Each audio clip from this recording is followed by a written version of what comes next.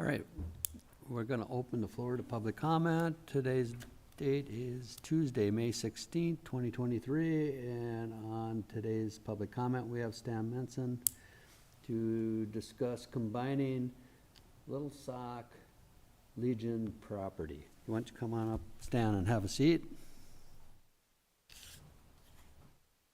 And tell us what's going on. Well, we own the 4 properties on the west side of the road, but they say there's different additions, and the property line goes, one of these additions goes right through the building.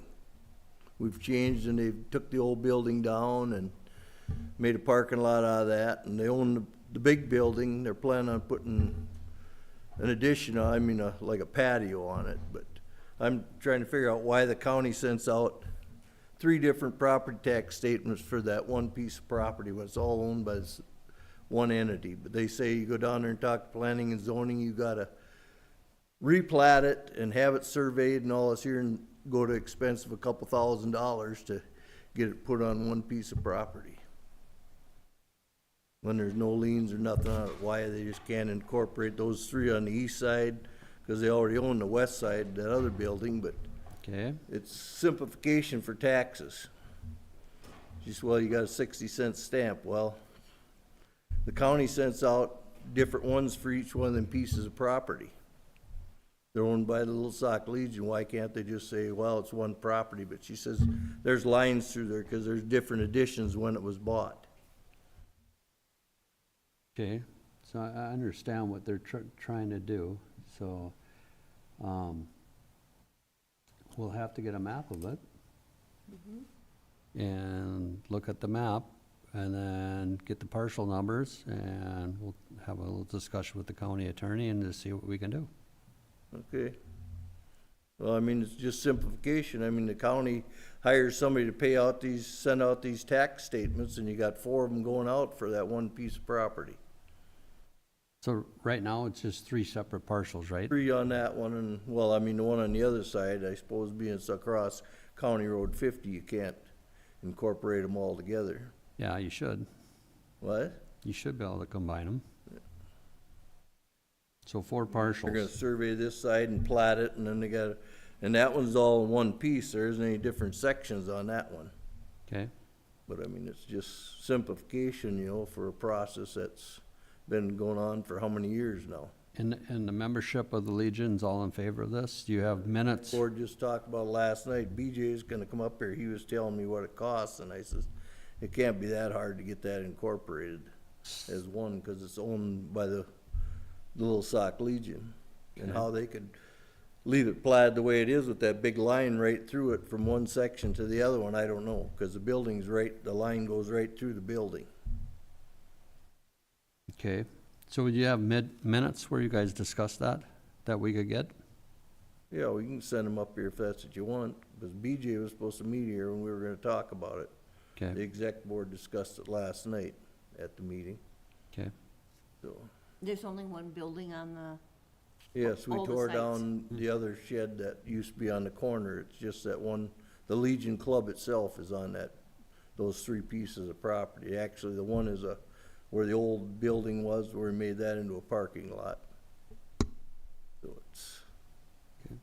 I'm just saying for simplification, but the problem is if you gotta spend $2,000 to get it, who's getting the money for the 2,000? Then we gotta go to all these meetings and everybody around has to know, and how many of them people show up at their meetings when you do have them?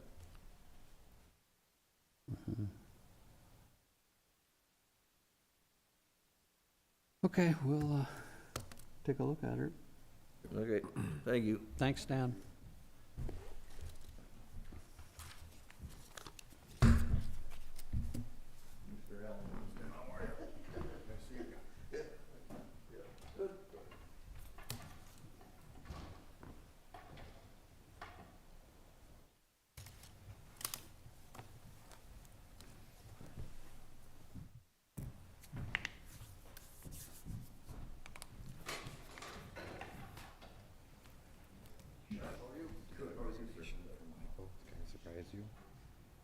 yes, absolutely shocked me. Because we just had a meeting with him like a couple days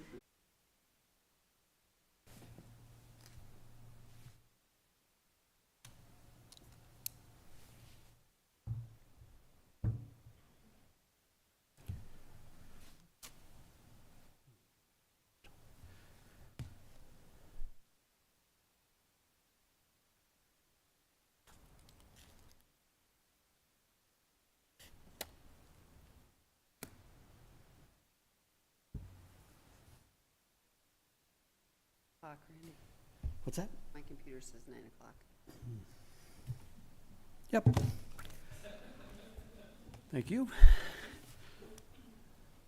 Morning, Todd County. Welcome to the Tuesday, May 16th, 2023 Todd County Board of Commissioners regular board meeting.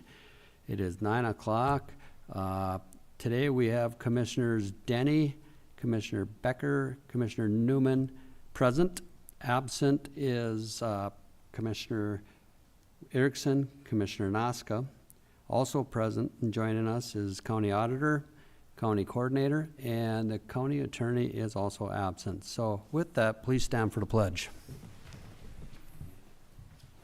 I pledge allegiance to the flag of the United States of America and to the republic for which it stands, one nation, under God, indivisible, with liberty and justice for all. Once again, good morning. Today is National Law Enforcement Day, I believe, and I just want to say thanks to our sheriff staff and any other law enforcement that we have in Todd County, all the police departments. So have a safe day. And with that, is there any amendments to the agenda? Yes, Mr. Chair, I have 2 items to add. Under the potential consent items, we have 4.6, which would be the resignation eligibility worker Kelly Bitts. And under the auditor treasurer 5.5, we will be adding the 2023 building improvements out at solid waste. Okay, is there any other additions? Yes, Mr. Chair, I'd like to pull 9.1, the Long Prairie Shop roof replacement, as I feel it should have went through the facilities meeting before it came to a board. Okay. Any other additions or corrections? If not, I'd entertain a motion to approve. So move. Motion by Becker. Is there a second? Second. Second by Denny. Discussion. If none, all in favor signify by saying aye. Aye. Opposed? Carried. Thank you. Consent items. Today's items are 4.1, meeting minute approval for May 2nd, 2023. Resignation, Health and Human Service Manager Michael Steinbeiser, 6/2/2023. Resignation, Jacob Fashing, full-time road deputy, 5/18/2023. Hire Amy Mittendorf, deputy recorder, start date to be determined. And hire of Laura Panuski, planning and zoning summer intern, start date 5/22/2023. And then that one we added of resignation eligibility worker Kelly Bitts. Okay, you've heard the request. Is there a motion, please? So moved. Motion by Denny. Is there a second? Second. Second by Becker. Discussion.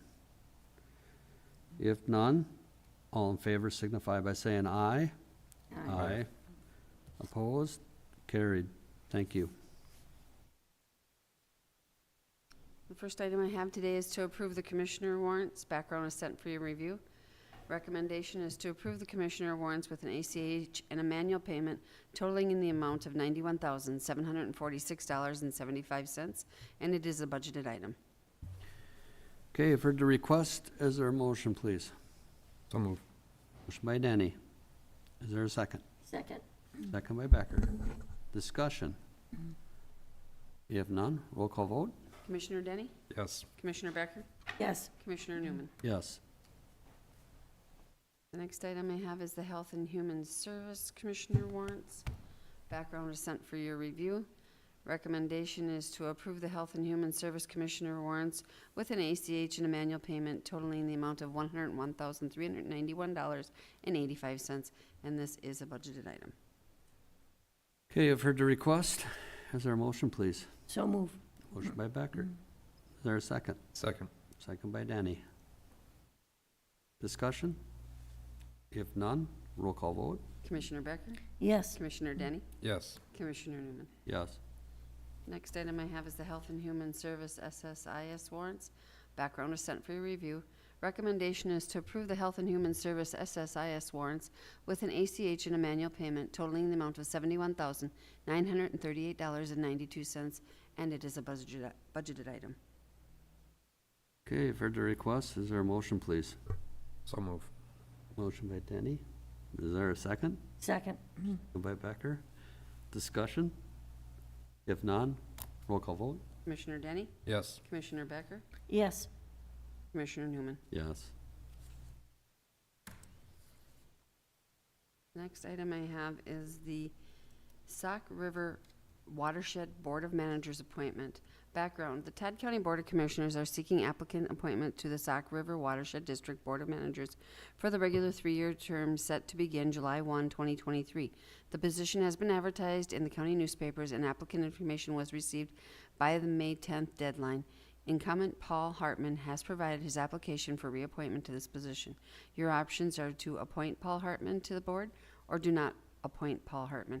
The recommendation is to reappoint Paul Hartman to the Sauk River Watershed District Board of Managers for the 3-year term set to begin on July 1, 2023. Okay, you've heard the request. Is there a motion, please? So move to appoint Paul Hartman to the Sauk River Watershed Board. Motion by Becker. Is there a second? Second. Second by Denny. Discussion? If none, all in favor signify by saying aye. Aye. Aye. Aye. Opposed? Carried.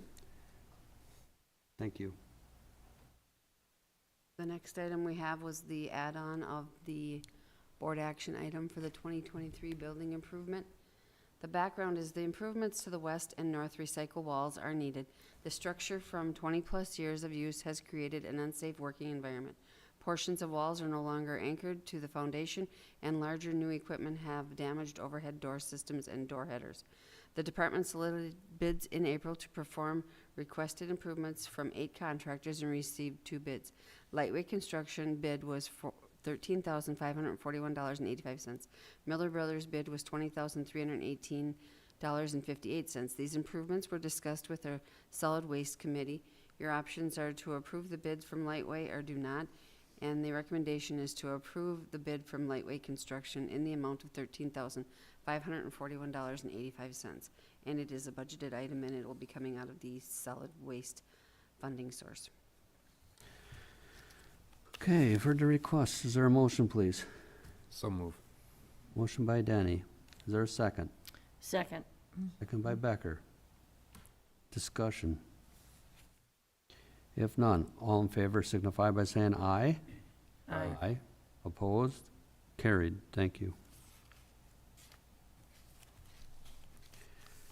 Okay. Todd, Wandina, Community Corrections. Thank you, Mr. Chair. I'll be presenting this on behalf of Corrections for Kathy. So the topic is a resolution appointing the Honorable Douglas Clark to the Todd Wadena Community Corrections Executive Committee. And the background is in accordance with Minnesota Statutes, Chapter 401. In 1976, Todd and Wadena counties entered into a joint powers agreement and established Todd Wadena Community Corrections.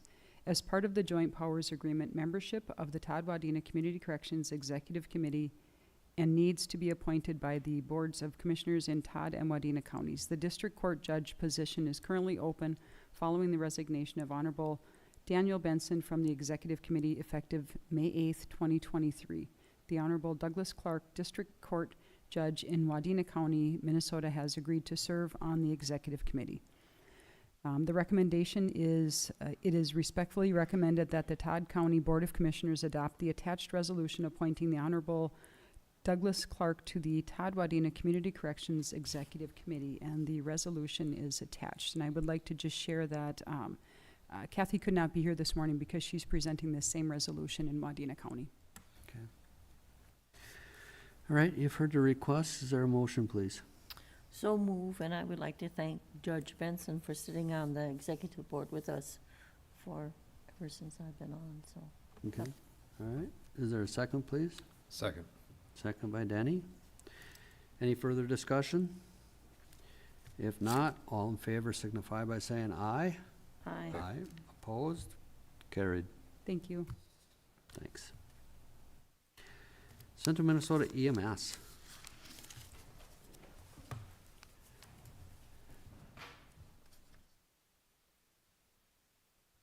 Okay, thank you.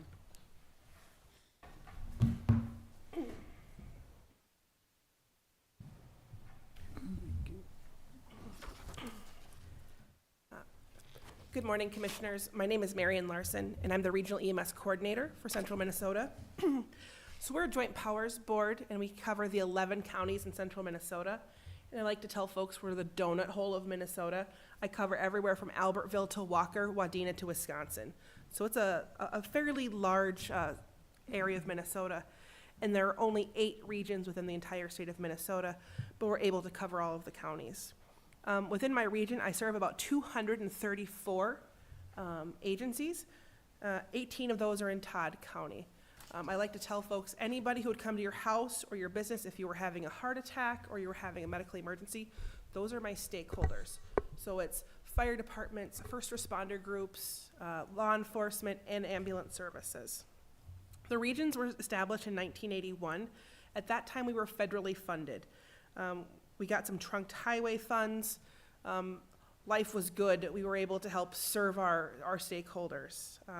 Eventually, trunked highway funds were no longer able to support us because they didn't say that we met the mission that the trunked highway funds were intended for. So the state graciously provided us some general fund dollars, and life was good again until it wasn't, and our funding wasn't adequate. And then the state said, we'll give you some general fund money and money from seatbelt citations. And life was good again until now it isn't again. So we've had this historical cycle of things being good and things being not. And we're currently in the things are not good currently. What has made our agency able to operate and survive is we've been fortunate to get some other grants.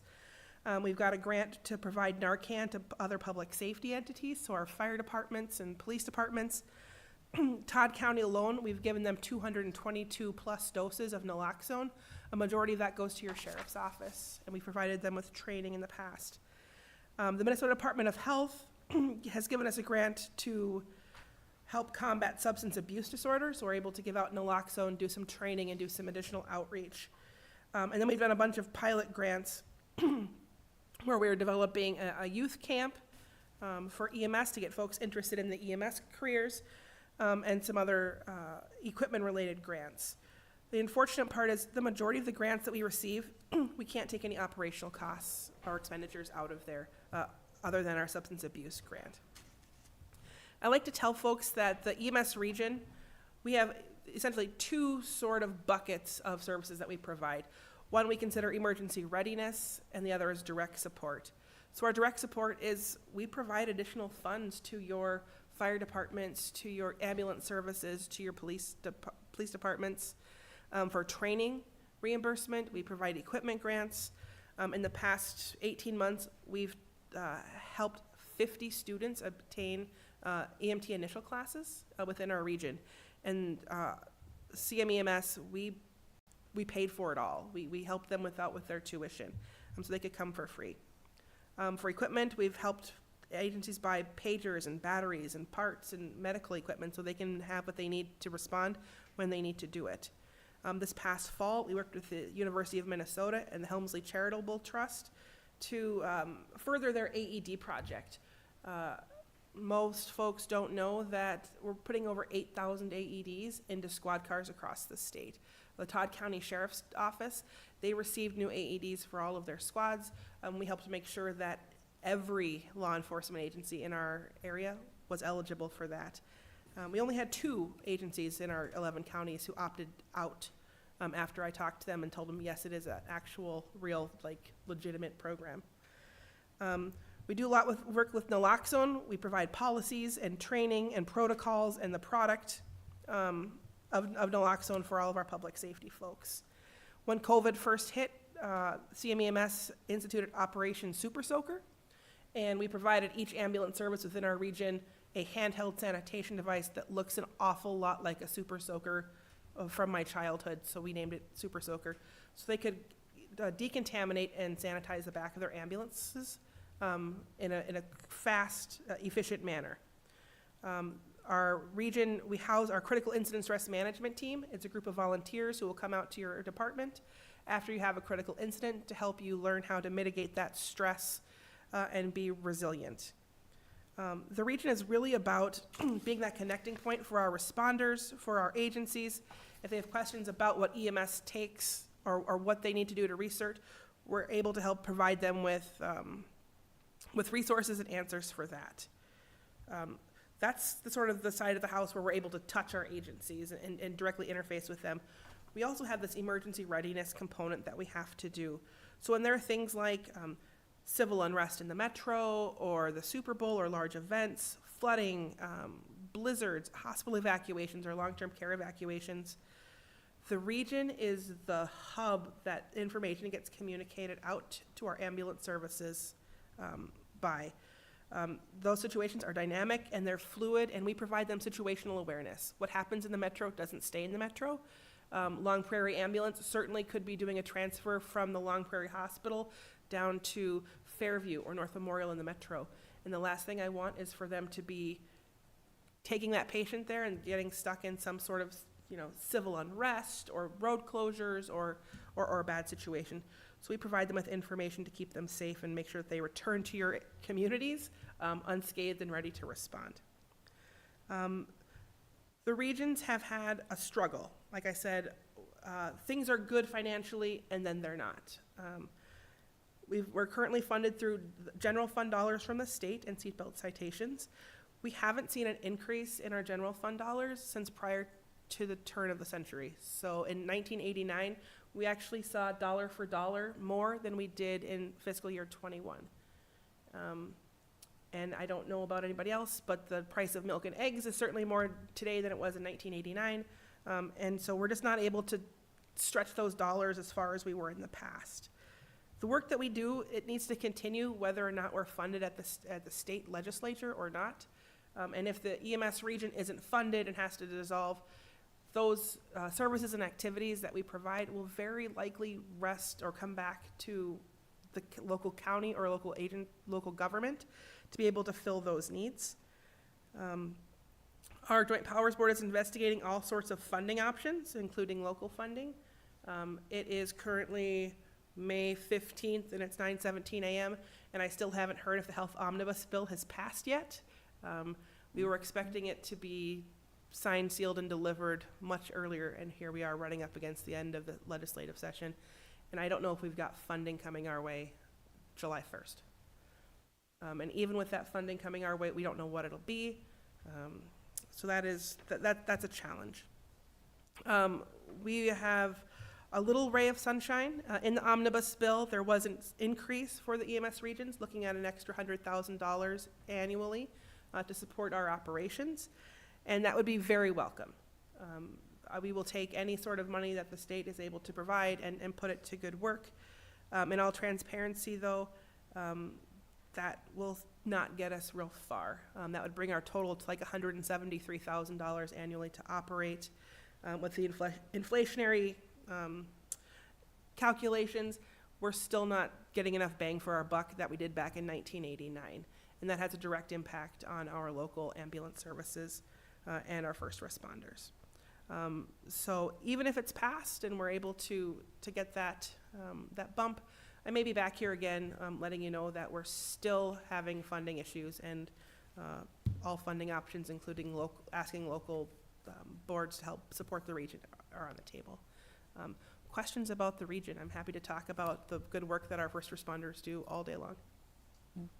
I think, Marion, some of this is the opioid funding that's coming out that each county has been able to bring into their county, and if it's possibility of the counties maybe working with the regional in helping out the regionals through opioid dollars. And I think that's why you've been visiting a lot of the counties within our region. Correct. As Chairman Jelinski from Morrison County would say, our board is not here to tell you how to spend your dollars or which dollars to pull from. But some counties certainly feel that the work that we do is in line with their opiate mission. Yeah. Yeah. So. Well, my thing is, the legislators sort of looked at it that eventually the seatbelt fines would be reduced, which they have been. It is a wonderful problem to have. Right, but on the other hand, you're losing funding, which helps support all of our EMS and everybody else, you know, sheriff department, police departments, and I have to agree with Commissioner Becker. She's brought up the opioid settlement, some of that funding, and I really do agree with her on some of that should go to EMS. You know, it's over, what, the next 18 years or something like that, so that would be a somewhat of a good financial support if the other counties want to go along with it. Yeah. So, And I think too, Marion, is not something that just came up this year.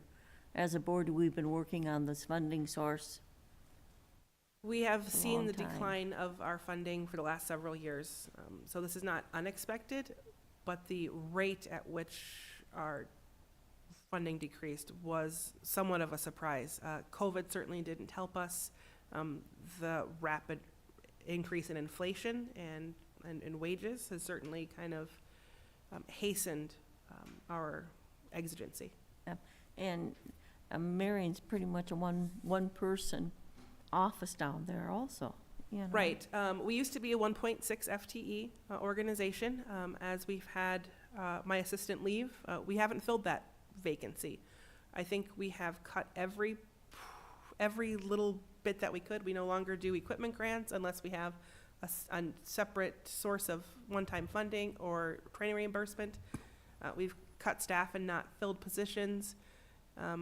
We don't have a lot left. The only thing we've kept is our CISM team because they are a pretty low-cost, high-benefit group. They're volunteers, and we reimburse them their mileage to be able to drive out to, I think we're going up to Federal Dam and Sandstone in the past month. So Yeah. we've got a large area.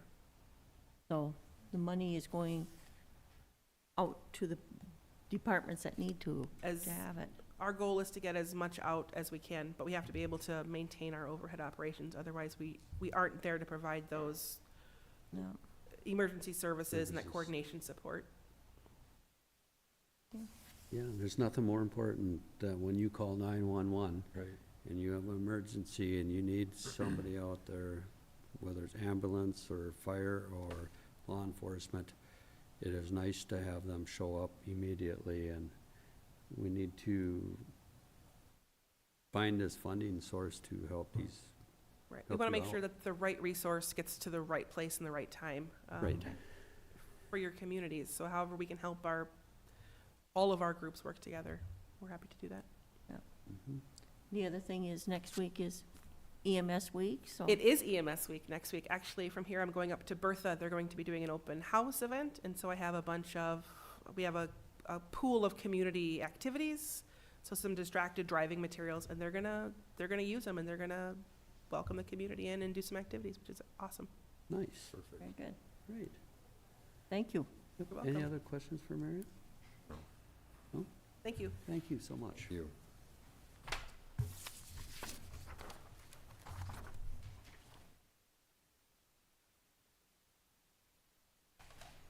Okay, Todd County Fair Board, Commissioner Denny, you gonna bring this? Yeah. Do you want me to read this one, you said? If you would. Yeah. Let's see here. The Todd County Fair Board is requesting extra time to set up and prepare for the Todd County Fair, July 13th through the 16th, 2023.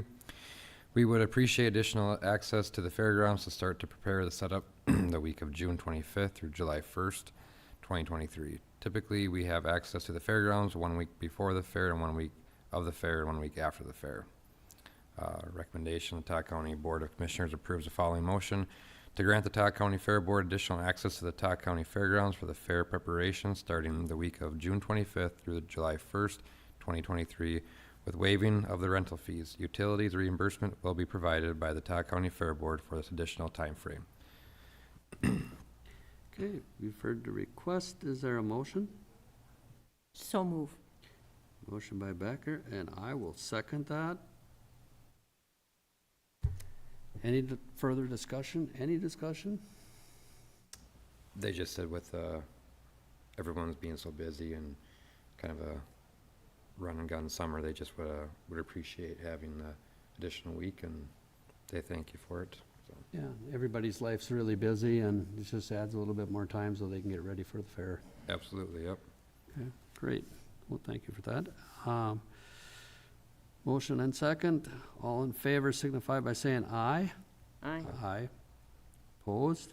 Carried. Thank you. All right, Public Works. Good morning. And Lauren, you're aware we pulled 9-1, correct? Yep, I was made aware, so thanks All to right. Coordinator Pelzer for that. All right, Appreciate you keeping me a heads up on that. So our one item on the agenda this morning is a request to approve the engineering agreement for Bridge 77501.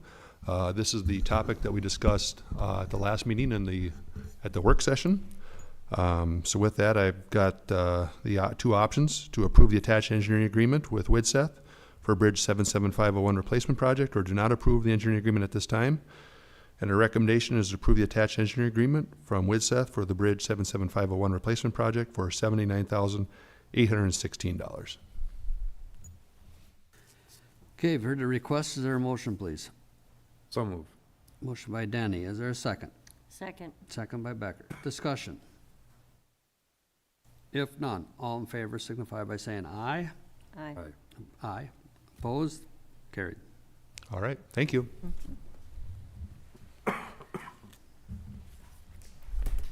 Planning and zoning.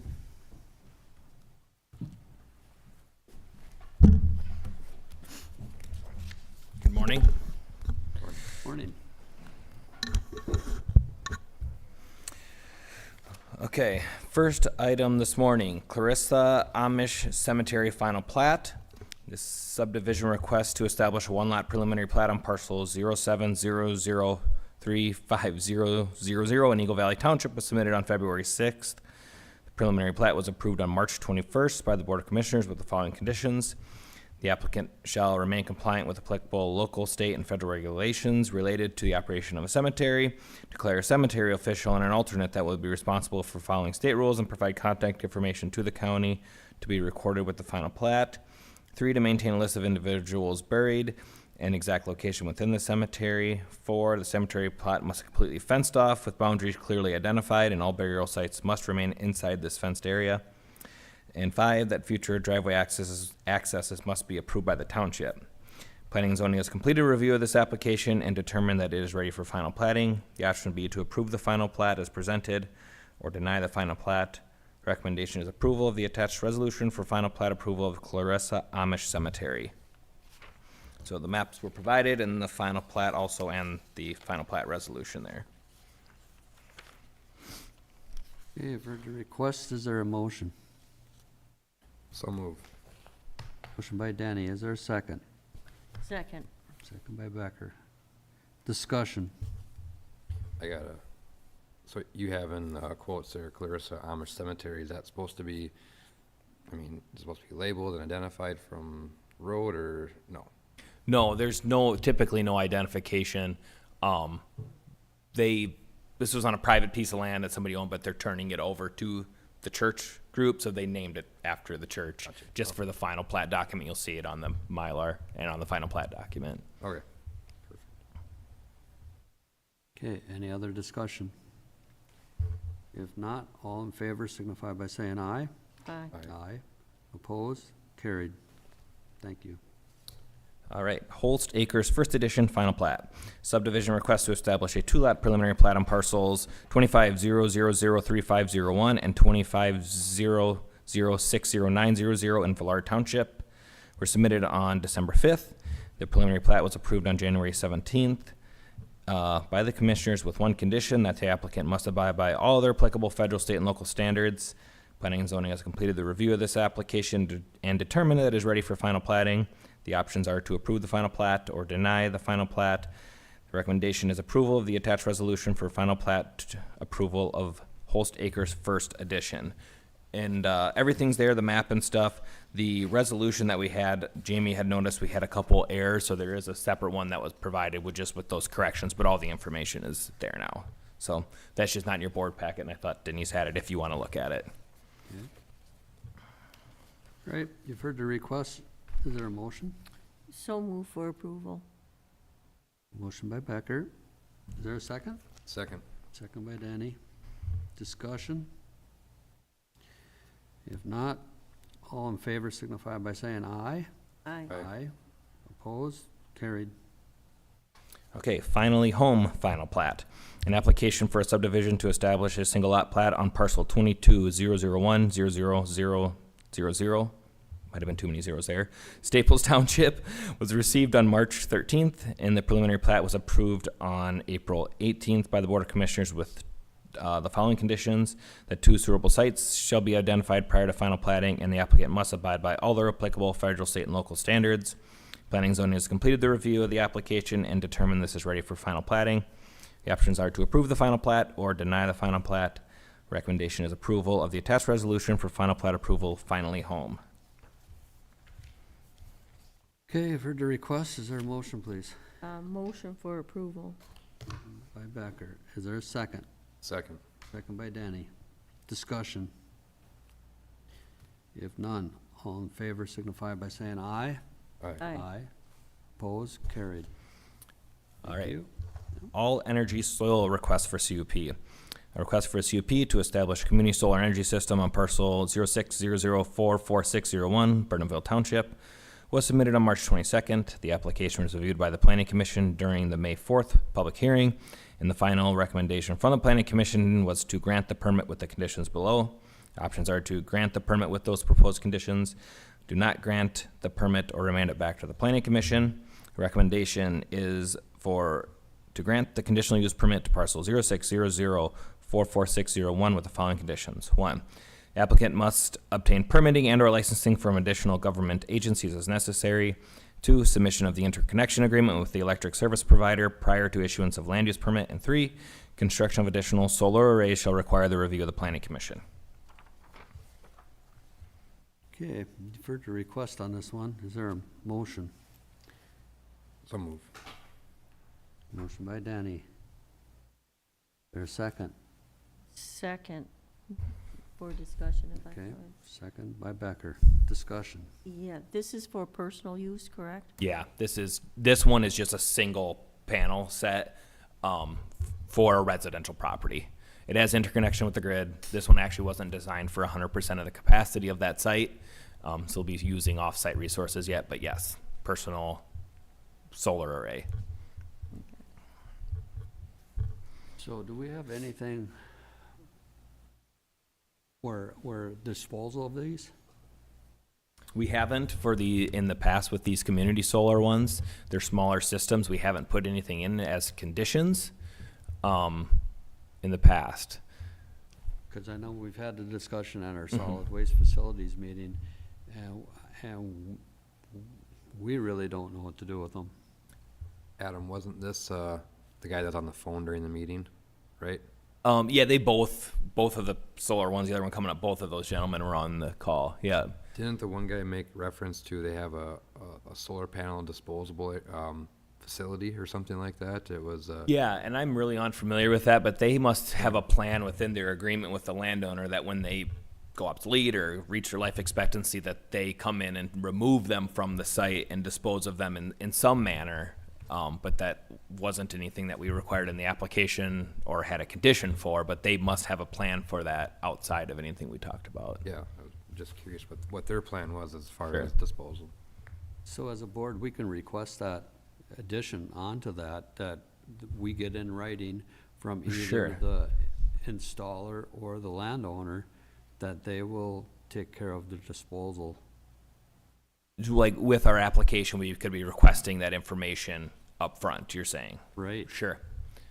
And I would Right, imagine 'cause they'd we be just willing to wanna, provide you know, that. Yeah, we don't want these solar panels laying out in the back 40 somewhere. Right. and Yep. So I would like to add that Okay. that we get in writing, from either the property or whoever's putting them up, that, they will be required To legally dispose of them. legally dispose of them, yeah, instead of, Well, what's legal, though? yeah. You know, what's the word? how they're doing. Yeah, you know, what's the- Mr. Chair, are you making that as a condition or for going forward for future? Because I think there might have been maybe a Well, I little think bit we of- should put it on as a condition on this one, and then from now on, ask that same Sure. question. So just a general, that they provide a plan for legal disposal prior to us issuing the permit for the Yes. construction. Okay, Yep. okay, we can add that. Okay, with Commissioner Denny and Commissioner Becker, that I add that. Yes. And I would like to make sure that it's added to the motion then. Okay. Yep. Okay, so now 4 conditions, the 3 you see there plus the one that we just discussed. Yep. Okay. Any further discussion? If none, all in favor signify by saying aye. Aye. Opposed? Carried. Thank you. Okay, Knife River request for CUP, an application for a conditional use permit to establish a temporary bituminous facility on parcel 21002100 in Round Prairie Township was submitted on March 29th. This application was reviewed by the Planning Commission during the May 4th public hearing. And the final recommendation from the Planning Commission was to grant the CUP with the conditions below. The option B to grant the permit with the conditions, do not grant the permit or remand it back to the Planning Commission. Recommendation is to grant the conditional use permit to parcel 21002100 with the following conditions. 1, hours of operation shall be limited to a half hour before sunrise to a half hour after sunset, Monday through Saturday. 2, applicant must maintain dust control procedures within the pit area. 3, applicant shall provide, or shall be responsible for maintenance of the township road approaching Highway 71. And 4, that the applicant must abide by all their applicable federal, state, and local standards. Okay, I've heard the request. Is there a motion, please? So move. Motion by Becker. Is there a second? Second. Second by Denny. Discussion. If none, all in favor signify by saying aye. Aye. Opposed? Carried. Thank you.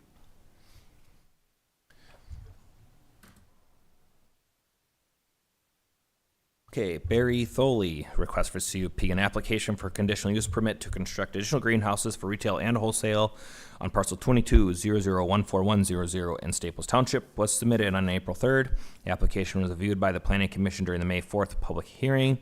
Final recommendation from the Planning Commission was to grant the CUP with the conditions below. Options are to grant the permit with the proposed conditions, do not grant the permit, or amend it back to the Planning Commission for further consideration. The recommendation is to grant the conditional use permit on parcel 22000141 with the following conditions. 1, permit shall be limited to the 3 greenhouse structures identified in the application. Additional greenhouses shall require the review of the Planning Commission. 2, applicant must obtain land use permits for construction of additional greenhouses. 3, there should be no parking nor loading or unloading of materials within the road right-of-way. And 4, that the applicant must abide by all their applicable federal, state, and local standards. Okay, I've heard the request. Is there a motion? So move. Motion by Danny. Is there a second? Second. Second by Becker. Discussion. So this was an existing, Yeah. Yeah, he has a few greenhouses, does hydroponics and raises bait fish and stuff, and he's got a lot going on. It's a really cool site. okay. So then he'll be adding what, hoop sheds? Yeah, I believe 2, and then the other one may be connected, if I remember right, to an existing greenhouse as an expansion of it. And he's working on a lot of state grants and stuff, and just wanted to be prepared in case he gets those grants. Okay, good. Yeah, and I've actually talked with Barry also, Mhm. and yeah, amazing what he's doing up there. Yeah, I'm gonna go up there this summer hopefully, and when he has things growing and see it again, it's really neat. Yeah. Interesting stuff. Okay, we have a motion and a second. All in favor signify by saying aye. Aye. Opposed? Carried. Thank you.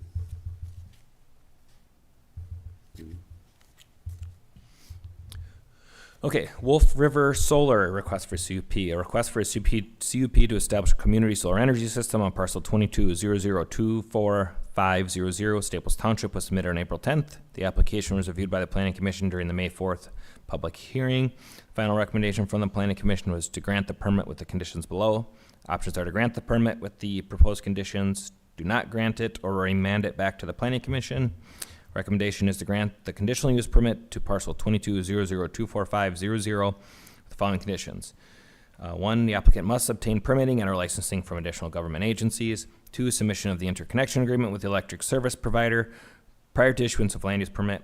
And three, construction of additional solar arrays shall be require the review of the planning commission.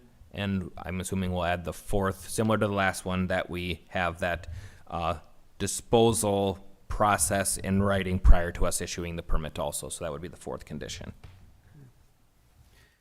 All right, you've heard the request. Is there a motion? So move. Motion by Denny. Is there a second? Second. Second by Becker. Discussion. Yeah, is this the one that has the more panels? What's that? Is this a larger one? This one's they're 2 rows. I think they're a little shorter. Okay. And it's very well hidden from the road. It's on the back side of the building site, and there's some trees that wrap around it. They just have kind of an open space that faces to the south that it works out nice. But this one, I believe, is 2 rows of them. And this for their use or Right. for Yep. commercial use? Just on-site use. This one is designed for 100% of their, I think they look at a full year's worth of energy usage and they design it for that. And then they can still, receive, or any excess can be provided back onto the grid. Okay. And Adam, can I ask, you did add the fourth condition as well on this one? That was what the desire, yep. So Okay. we'll add that one also. Just wanted to make sure, thank you. Yep, thank you. Disposal. I will say that the Planning and Zoning Committee, they do a good job both on the solar panel one to make sure that they are hidden and they're not right in somebody else's backyard or right on the road. It seems like that's a discussion of a topic of discussion every time that where they at, and then they do a good job of reviewing that thoroughly, so. And Adam, we also got the condition on that they can't add extra ones unless they come. Yep, Bring it that back in was the front. third condition, that construction of additional solar arrays shall require the review of the planning commission. Okay. Yep. Yeah. All righty. Any further discussion? If not, all in favor signify by saying aye. Aye. Aye. Opposed? Carried. Thank you.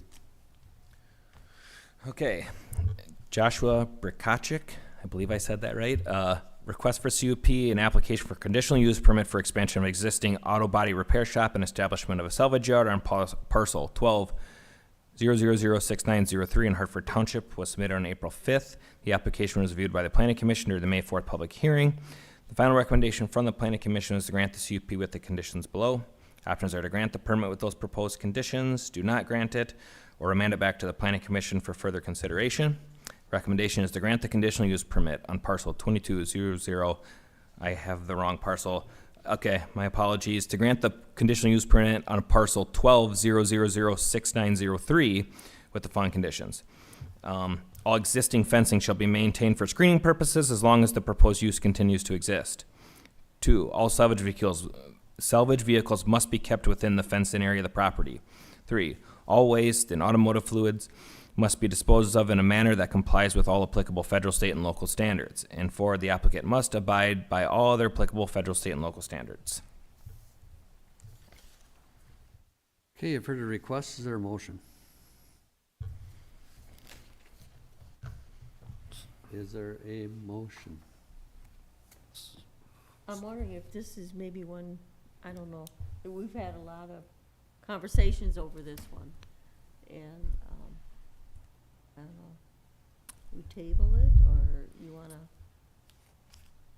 I can give a little more background. I don't know if that's Yeah, helpful. maybe Sure. that would be. So helpful. Josh had a salvage yard out there for many years and never had a conditional use permit for it.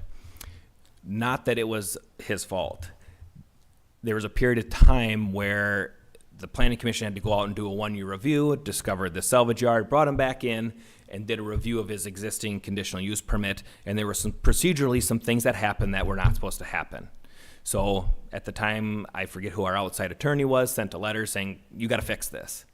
Well, in that process, the salvage yard then got overlooked, and Josh was under the impression from the county that he didn't need a conditional use permit for a salvage yard in commercial zoning. Well, now he wants to do expansions to his business there, so we wanted to get this all above board. Josh was a little bit reluctant, as you would expect, because he was under the impression the whole time from the county he didn't need this. The site's very clean. It's a great site. Everything is inside that fenced-in area, but we need to get him above board so we can issue the permits for the expansion of his business. That's the only thing that ultimately is going to change out there is, first off, he has all the correct permitting for how he's always operated, and then he's going to put a couple additions onto his building so he can store more parts, because the demand for parts is terrible in timing, and he's hoping that if he can, to add another employee out there to work on vehicles. So his expansion is more, not necessarily the outside, bringing more vehicles in. Right. But more the building and keeping more parts on hand within a building. Yes, ultimately, in a nutshell, that's what he wanted to do. It's just we needed to get everything else on the site up to par with the ordinance as it should have been. So Josh worked with us on that, but ultimately there's a couple little additions for space internally of the building that he has to operate in. Is the expansion, does it take in more area, you know, for storage of vehicles or anything like that? I mean, is the salvage yard going to get, No. is going to stay within the same He has boundaries? a really, really good fence and well-established trees around almost the whole thing. Okay. I don't think I'd ever see him expanding out that. That's why we had the condition. Secondly, his property is part shoreline and part commercial. This is all in the commercial piece, so if we limit him to keeping his salvage vehicles inside that fenced area, we never encroach into the shoreline area. Okay, and that was brought up Right, and by there is- people that he's close to the shoreline. Right, and that is true, but it's in commercial zoning, which this is an allowed use by conditional use permit in commercial zoning. And there's some concerns about groundwater and stuff, which are very valid, but it's about a half mile, if I remember right, away from the wellhead protection area from the city, so that is not a concern. Are there setbacks with the shoreline? What's that? Is there setbacks for commercial shoreline? Well, the shoreline designation on a stream is 300 feet. Okay, So there's not, I guess, a strict setback, but you can't have a salvage yard in shoreland areas, so he's at least 300 feet away from the creek. okay. So I got this text, and it says drinking water protection area, City of Burrville, call 911. Okay? I stopped on my way home from Wadena Public Health meeting the other night, and this is about 300 yards from that salvage yard to the east. Sure. Okay? So Okay. that's telling me that creek is part of the Burrville drinking water protection area. So if that's the case, and we have a salvage yard that close to that creek, that concerns me. So, have you seen that I sign? haven't seen the sign. I've looked at on our data that we have for mapping of the actual boundary of the wellhead protection area, and it's well outside that boundary. So So- I'm not sure where the sign is, I guess. So if that's part of the City of Burrville's drinking water protection area, was the City of Burrville notified? Did they have any concerns? The city, because we are in an unincorporated area, they're not part of our noticing requirements. It would have just been a courtesy notice. It was posted in the legal paper, but of course, we never heard from the city. We make sure to check those things in the process. And it was well outside the wellhead protection area. So we move forward with the application. Because to if I get look this at, look at your map, and so some of his property does overlap into the creek area. It does, but the creek area is not actually, that creek adjacent to his property is not actually in the wellhead protection area. If I remember right, if you go south of, what is it, 320th Street there? Yep. It's actually south of that is the boundary of the wellhead protection area. You guys, we haven't had a motion on this, but I'd like to see it go back to the planning commission and figure out that damn sign from the City of Burrville. You know, why would the City of Burrville post a sign there that it's protected, you know? It may be just a buffer thing. I guess I don't know the answer to that. And I don't either, and that's some of the questions probably that the planning commission's gonna have to figure out. Sure, and we did discuss this wellhead protection thing because it was brought up, and we brought up the map to show them during the meeting, and that alleviated any concern because they had the same concerns as you during the meeting until we actually looked at where the boundary is in relation to where the request is. I know when Adam pulled the map up, it was right around that 320th Street. So yeah, the sign is confusing because it's well inside that, or it's way closer to that shop, but you pull that map up instantly, and then everybody's idea that, because like I said, the whole board was concerned about that Right. area, but then they seen that, and And it Because was you discussed. pull into this approach oh yeah, to see the sign, and you look to the west, and you can see the sign for the auto body shop. right. So I don't know if it was for a buffer or if it's misplacement or wrong. It just, But I don't want to pass anything that if it's affecting the city of Burrville, that, is there any way planning and zoning could come back with a map of showing 100% the wellhead protection area where it's at? Oh, we certainly could do that. I don't know if we can bring it up now at all. It's on our GIS viewer. Do I hand you a dongle? Sure. Just trying to figure out how that sign could have got put there.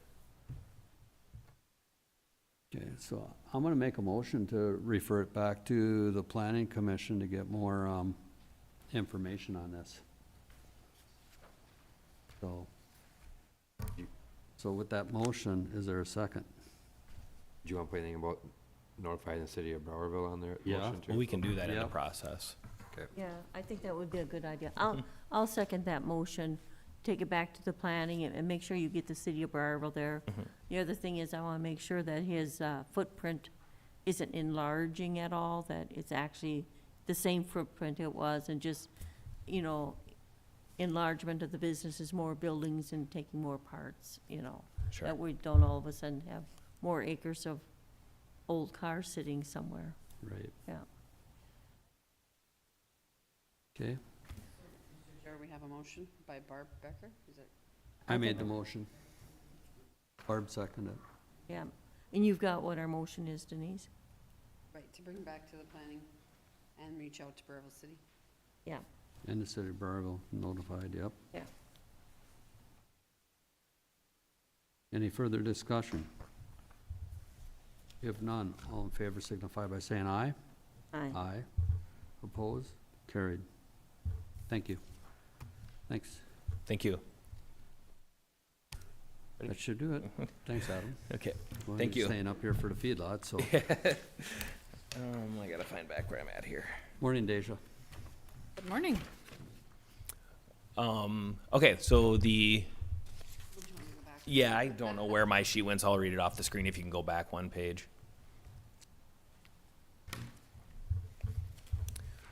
Annual feedlot program annual report. Minnesota Pollution Control Agency requires annual reporting from counties to be reviewed and accepted by the Board of Commissioners. The attached report includes activities and accomplishments for 2022. Options are to approve the MPCA feedlot program annual report or do not approve. Recommendation is approval of the MPCA feedlot program annual report for 2022. And I don't know if Deja, if you wanted to add anything from there. Yep.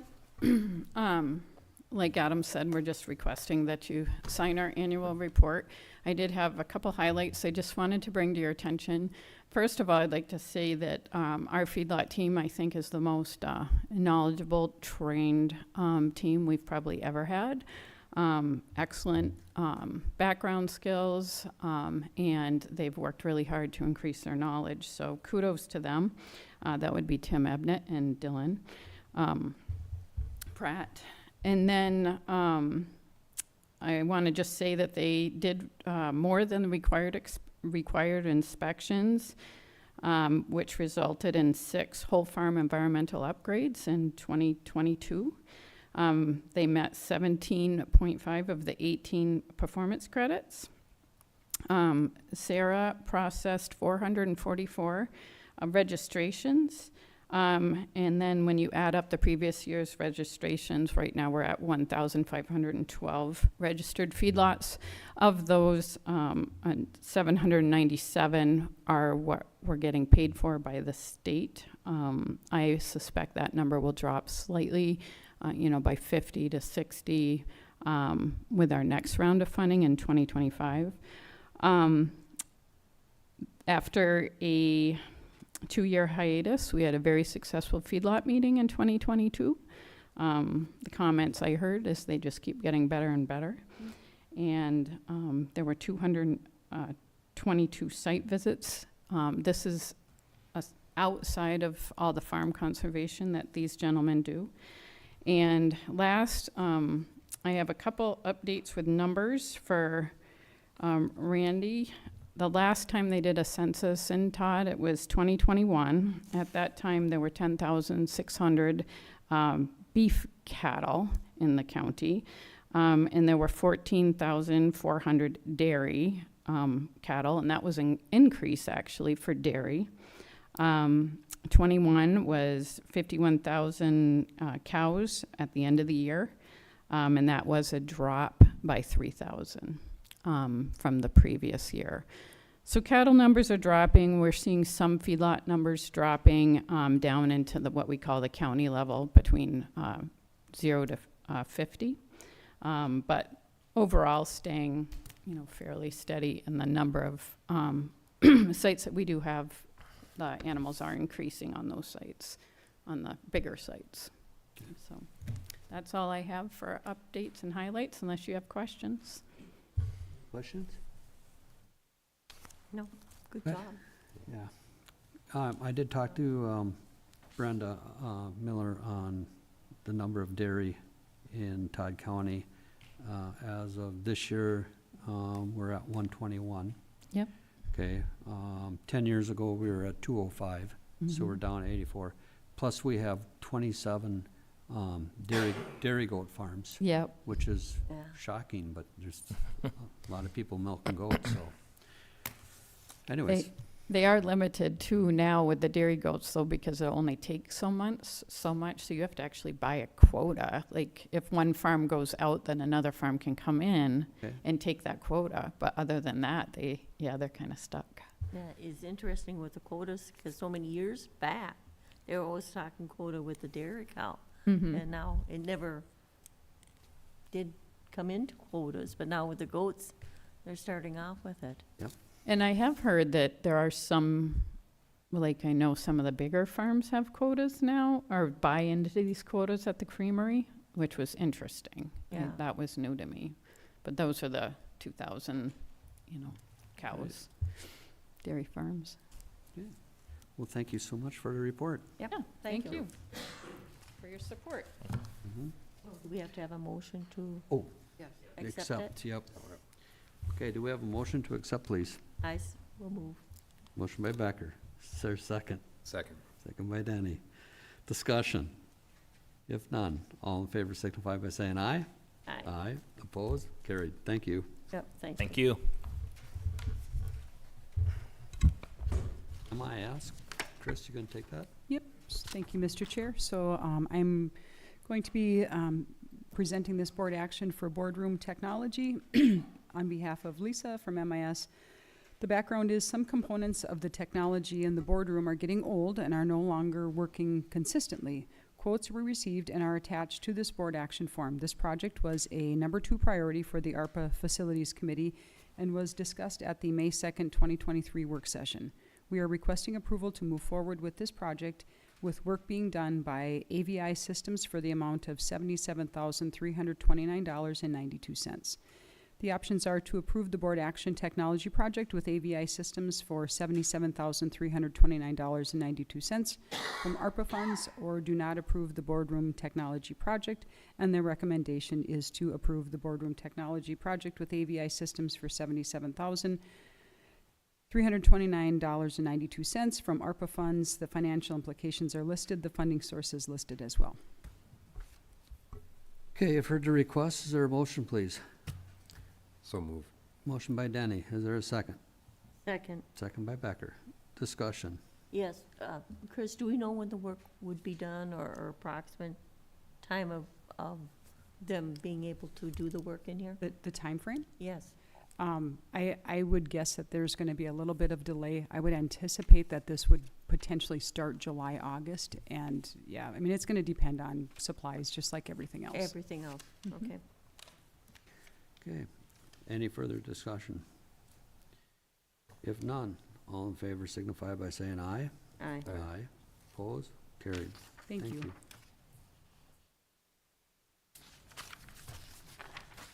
All right, standard reports. Auditor Treasurer. We are just in full swing of collection of taxes. Yesterday was our tax day. Strong start. Our first drop was a little over 1.4 million in one day. So we should see a nice settlement at the end of May to be paid out. And we will do our second drop this afternoon from yesterday's work, so. Okay. It's busy. Yeah, very. All right. County Attorney's not present, so Commissioners. Commissioner Denny. Nothing real exciting. Last week, besides just solid waste, we're moving forward with our, possibly with our container development, with dropping that to a third party. That's all I have for now. Okay. Commissioner Becker. We had a finance meeting, had correction meeting, personnel. We had the Morris and Todd Wadena Public Health meeting, which we haven't had since before COVID. So it was really good to get the three counties and the commissioners together. A department head meeting. We had soil and water meeting last Thursday. Rainbow Rider, and they're going to go ahead with their bus garage in Alec, and so we've been working on that building plan. And yesterday we met with a representative from Fishbach's office. Mm-hmm. Yep, and myself, since we share a lot of committees together, we were at the same committees, so it was good to get back to the public health three-county board, because we hadn't met in 3 years, and it was good to get back there. Solid Waste Committee, we're continuing to push forward as far as the permitting goes. They're working on the permit right now. We're a little behind on that. Financially, sessions in the last week. I have not talked to Representative Weiner. I've been trying to get a hold of Senator Utke, just to find out the status, if there's any possibility of getting more funding for that project. Yesterday, with the representative from Congresswoman Fishbach's office, I did bring up the fact that Sauk River Watershed is telling me that they're having some issues with Army Corps engineers and U.S. Geological Survey. So I asked the representative to share that with Congresswoman Fishbach to try to put a little heat on those two organizations to help expedite the Millard Bay project in Lake Osaka. So we'll see how that goes. Otherwise, been doing a lot of committees, so with that, coordinators report. Thank you, Mr. Chair. On May 3rd, we had a Finance Committee meeting. May 8th, we had a Personnel Committee and a Personnel Board of Appeals, first meeting, so that was great to get that started. On the 8th, we also had Todd Wadena Community Corrections Executive Committee. On 5/10, we had Finance Committee Department Head meeting, Sourcewell Advisory Council. On May 11th, we had a CPT Software Committee meeing. On May 11th, also a Solid Waste Committee. And on that early morning, I met with SciTech, so that was a great meeting with them to learn what they have been doing, what they already have in place in Todd County, and what their future expansion could be.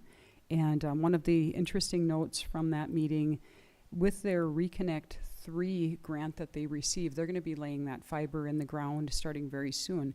And they have 177 potential customers for that project, but only 53 have signed up for the service. So when we look at available broadband, it isn't always that we don't have the available broadband. It's that sometimes people just aren't signing up for that service. But they will go door to door, and they will just check in with people and see what, if they can get the customers. But also, if the funding continues through the state and through federal grant programs, there's a potential for SciTech to build out even like closer to the Long Prairie area, not cross into, because that's already covered, but expand that service even closer to Long Prairie.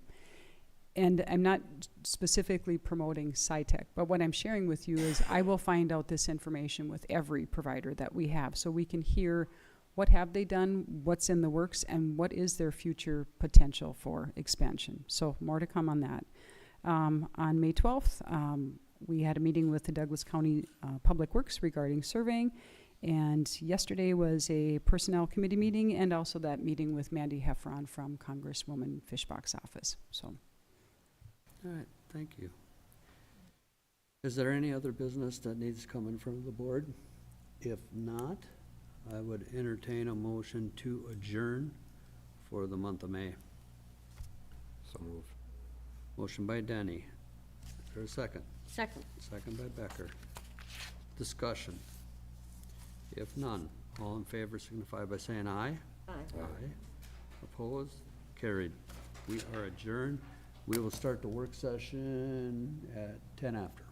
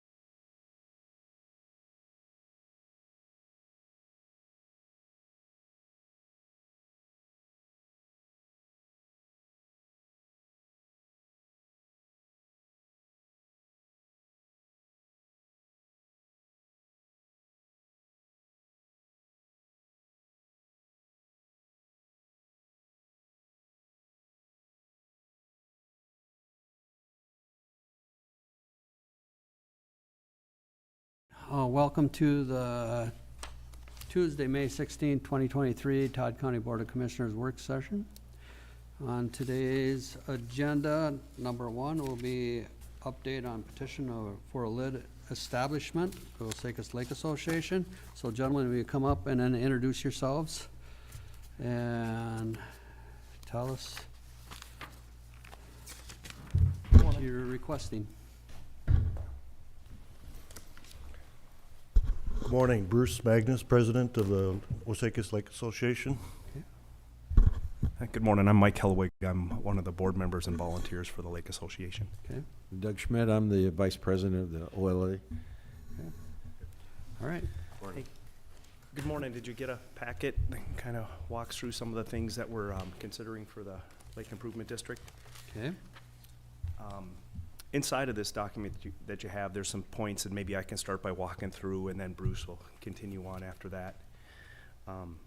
First, I want to talk a little bit about what is a Lake Improvement District. So Minnesota statute set it up. It allows citizen initiatives to petition counties and create lake improvement districts in order to address specific concerns with watershed that cannot be addressed under normal government actions. Citizens and local governments willingly to undertake such initiatives benefit from the greater local involvement in the management of their own lakes. Okay, the DNR provides oversight and assistance. So basically, it's a Minnesota state statute that's been set up for people that are lakeside people like us that want to have more focus on specific issues with their lake. The LID is a form of government that is subservient to the local government that establishes it. It has no taxing powers. So it's limited to those authorities that the parent government has, basically. And most often the parent government is the county commissioners. Specific items proposed by a LID now have an avenue to provide for supplemented funds or other things needed for lake improvements. So what happens with the LID is we need to get 51%, at least 51% of the signatures through petition through the lake owners that have property, what's called Tier 1 property, that touch the lake. So it's basically a form to give us a voice and to help provide focus. And here are some of the areas that forming a LID would help create the needed additional resources. So one of the things that we focus on is aquatic invasive species. The curly leaf pondweed right now would be one. And often there are funds available through DNR and counties and grants and different things, and we're searching those out vigilantly. But often the dollars fall short. So if we want to try to tackle this over like a 3-year spraying season, we can't get the whole lake, the areas that we want to in 1 year, then it just drags on and on and on. In an example, what the lid might be able to do is that what'll happen is that, if you're a little familiar with the lid, is that there'll be representatives elected by different areas of the lake. So in our case, we're talking about dividing it into 5 zones along shorelines. Basically, we have a north, south, east, west, and maybe one other, wherever that would be. And each of those areas would have an elected representative. Initially, those might be assigned by the county commissioners or whoever our governing body would be to set that up initially, but those people, those 5 representatives, would put forward a budget to the county for approval that would be specific to the your taxing authority to our tier 1 property owners. So basically, what we would do, for example, let's say we were spraying weeds or spraying for CLP, and we needed an additional 40K. Now, we're already doing charitable gambling and raising money in different ways. We have our charitable gambling license. But let's say we needed an additional 40K to spray weeds. We have roughly 800 property owners. We would come with a budget to say we want another 40K, and through your taxing authority, that would give us an opportunity to maybe tax each property owner an additional $50 to raise that 40K. That's what the lid gives us the power to do, is to come to you with a proposed budget and a plan and show you what we've been doing and show you how we raised money, and this is what we want to try to tackle. There's other areas. The DNR has quite a few grant matching programs. You may have heard of the Conservation Partners Legacy, CPL. Very often we can apply for those projects, but it takes some non-government money in order to get those rolling forward. So even like a 500K grant from the DNR may take 50K of non-government funds to get it approved. And now we could come again with a proposal to you guys that we want to do something specific to the lake through a DNR project where we have to do some form of matching. Water quality monitoring, there's a lot of different government agencies that help in that aspect. But for Osakis, we're in impaired waters, so we would like to maybe test different areas at different times. And again, we have the agreement through different agencies to help do this, but there is some cost sharing. Maybe they'll get in the boat, bring their equipment, help sample the water, but when you actually go to pay to who's going to test the water, maybe we need to match some funds. We've talked through some of the items like that. Water level management, it's a topic for many of the lake owners that's on the top of the list. What can we do to try to keep the lake from fluctuating? Last year, it fluctuated 40 inches. I actually have the DNR stake in the lake behind my house, and from the high point in May last year to the low point, it was 40 inches. That impacted a lot of people from how they able to get their boats, fishing, access the lake. We would like to have that to be a smaller number than 40 inches a year, and we're looking at ways that we might be able to do that. And I guess maybe the last point before I hand it over to Bruce is it gives us a unified voice. We actually would put together, elected representatives that could sit in front of you and say, we do represent the lake. We had 51% of the people put this in place. Now we have elected officials. When they come, they can speak to you officially on our behalf. So those are the pieces that interest us in getting the lid formed. Any questions on any parts of that? Just out of curiosity, you keep talking you're 51% of the people that are agreeing to this. What is the actual percent? Is it close to 51%, or do you have 60%, or, how many actually want I think the last time we them? looked at it, we have 53 or 54%. 4%. Yeah, it's a number right in that range. Okay. And then we just basically quit pursuing additional signatures at that point. Oh, I asked this question because when we worked with Lake Shamna's lid, Yep. we had, as a commissioner, I had tremendous calls from the people who were not in favor of their lid, and that's why I asked, what is the actual percentage of people that are in agreement with this? The other question I have is Lake Osakis, part of it's in Morrison County, am I correct? Douglas. Or Douglas, Yeah. excuse me, Morrison's over there, Yeah. Douglas. Does that make any difference as far as it's multi-county or not? A little bit. So in the eyes of the DNR, who puts together the Minnesota statute, Okay. the lake doesn't care where it sits. If we can Yep. get 51%, and let's say, for example, 60% of those lid petitions were from Todd County and 40% of them were from Douglas County, the state would still, encourage us to move forward. It doesn't have to be by county specific that way. So as long as we have a majority of the petitions signed from the tier one property owners, then we're eligible to move forward. It would require a joint powers. And It because would, Yeah. between the two Between the two counties. counties, yeah. okay. It's, And You have since Todd County is the majority of the lake, I would assume, again, that's an assumption, that Todd County would be the executor, so to speak. And according to the statute, the municipality of Osakis really doesn't count. It's a county decision, which I don't understand, but that's the way the rules are. Would apply in some of the metro cities, Yeah. where the lake is completely encompassed by the city properties, so that, Right. you can imagine, if you're in Minneapolis, for example, and they got 23 lakes or something inside of their city, that the city would be the governing power of that. yeah, re- that being said, though, we have communicated with the Osaka City Council, the petition and the intentions, so. Tax you could ever put on this? Well, that's a good question, Tim, because we're not part of this elected representatives, the LID. We're the Osakis Lake Association, but we are the people that we're proposing to tax ourselves, right? So having this in a controlled fashion is beneficial to everybody, right? So you can imagine if we come and we need another $40K to spray weeds or something, that's $50 per property owner, that may be reasonable, and here's our presentation. But to come and say we want an additional, $2,000 per property owner, first of all, I don't want to propose that to myself. But yes, we have to actually then turn to you and say, can you please approve that? And it, may or may not be reasonable, so you have the governing say. Is there a limit? No, we can propose something crazy, or they could, but they have to sit right here and get that budget approved. Right, so you have the final say. So, I presume it'd be the same as Swan Lake. Okay. And there's equal. Yeah, because they have a lid here now in Todd County. Which I think has gone smoothly from our understanding and communications. I mean, so Commissioner Denny, Lake Osakis is 6,500 acres, 22 miles around. Widest spot is about 4 miles. So it's a pretty good-sized lake. Yeah.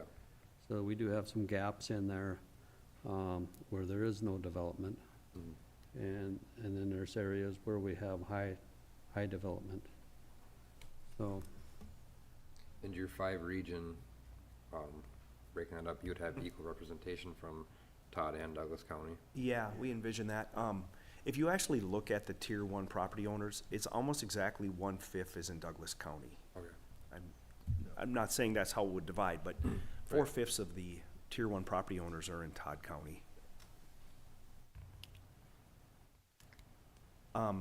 We talked about joint powers.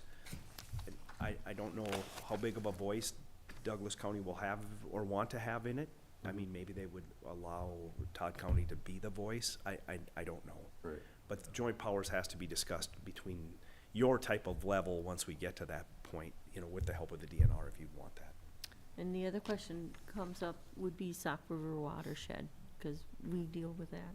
Sure, sure, absolutely. And Bruce is gonna talk a little bit more about that in just a minute, Okay. but, one of the things that we see is that, ideas get put forward and then not funded, and then it comes back to the Osakis Lake Association, who comes forward and said, well, we'd like to do this, and then that eyebrow gets raised a little, are you actually the voice of the lake? We are a bunch of volunteers that are trying to do the best for the lake, but we don't have that official voice that a lid would give us. We can say, yeah, we have 5 members that speak for us at the lake, that have been elected by the property owners.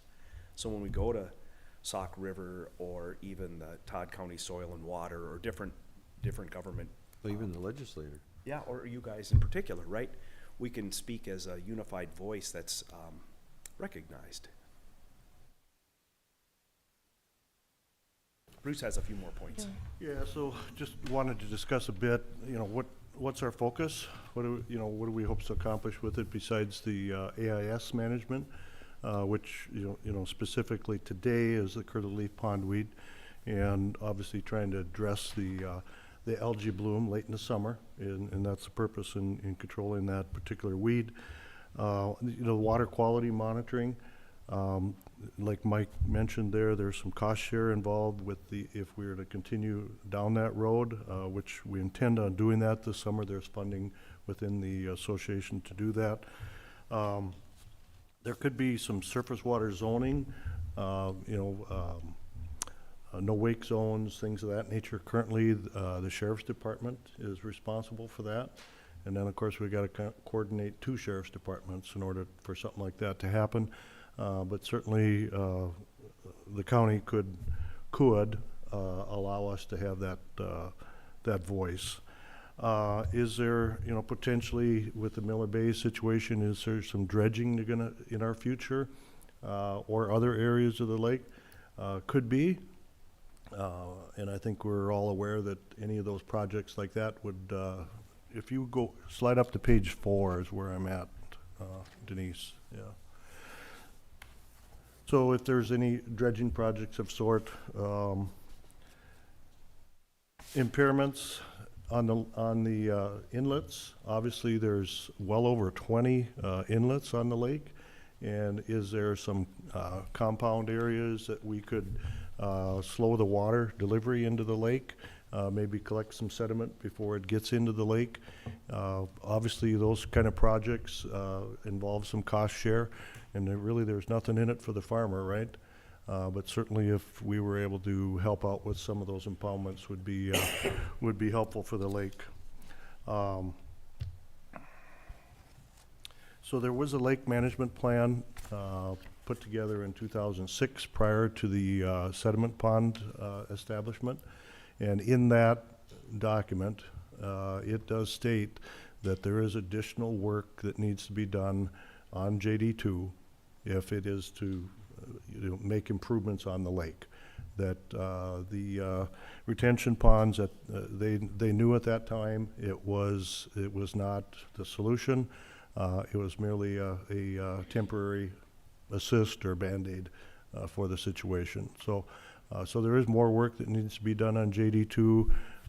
Obviously, there's a committee with the Sauk River Water District working on that now. But again, down the road, there's probably going to be some expense associated to it, some local dollars required.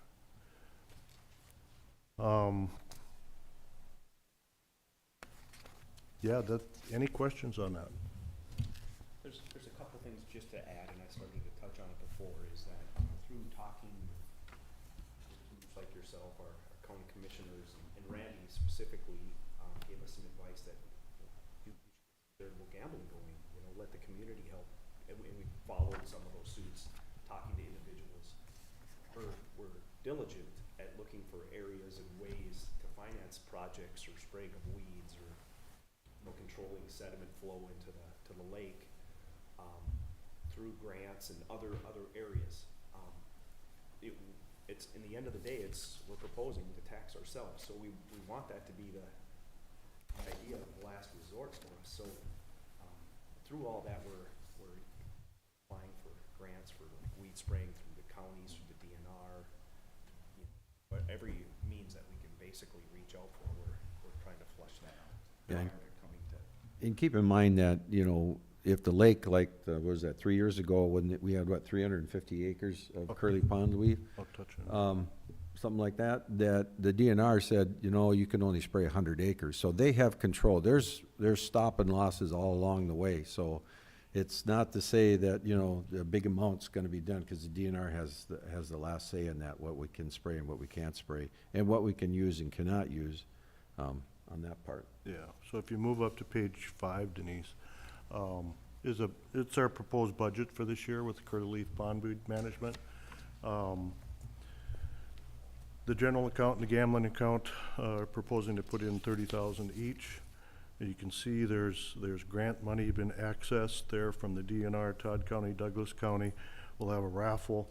West Central Initiative is a private donation. We did some prepay last year to the end of in December out of the gambling account. There was some prepay done. But now, if you go down to the bottom, you will see that we have surveys for 367 acres in the past for curly leaf pondweed control.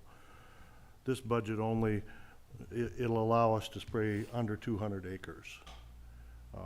Now, the 367 is subject to a spring survey from DNR, or DNR survey, which we do pay for. We private contractor. So you can see that we're by no means reaching the needs for this specific project. Okay, I'm gonna take my commissioner hat off because Sure. I am a taxpayer on Lake Osakis and an owner of Lakeshore on Osakis. My concerns is number one is, are you guys gonna split the lake up into zones? And have the residents that own on the lake vote their own representation in on the lid? That would be number one, okay? Okay. I've heard other people tell me, well, they're just gonna handpick their own board, okay? So this is coming from me, okay? Not a commissioner as Randy Newman. So you're just gonna handpick your board. The other thing is the Sauk River watershed's been established since 1985, okay? They have spent well over $2 million on Lake Osakis. And if I put in with what they did with the said ponds and all that stuff, you're probably looking at $5 million, okay? $5 million's a lot of money. Yep. And the lake is no better today than it was back in 1985. And I tried to tell the Sauk River water managers that at the last meeting, because I got documentation going back to 1985, and nothing's changed. It's always the same story, okay, over and over and over. Right. That's another thing. Why hasn't the Lake Association petitioned the Sauk River watershed to take Lake Osakis, the curly leaf pondweed, on as a project? That's number 3, okay? And when I talked to the administrator at the Sauk River watershed, he said, well, they've never petitioned us. And it's like, well, that's interesting, because at one time, there was a resort owner who was the president of the Sauk River watershed that approved the said ponds out north, Yeah.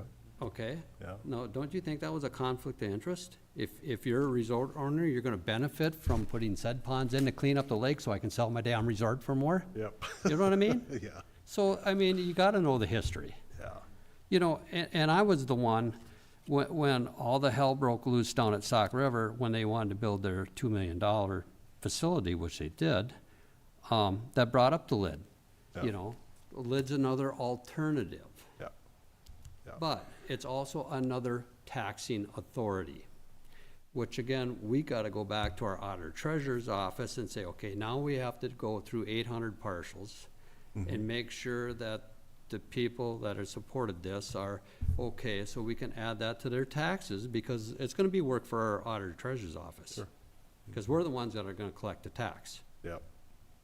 So that is just some of my concerns as Randy Newman, the taxpayer on Lake Osakis.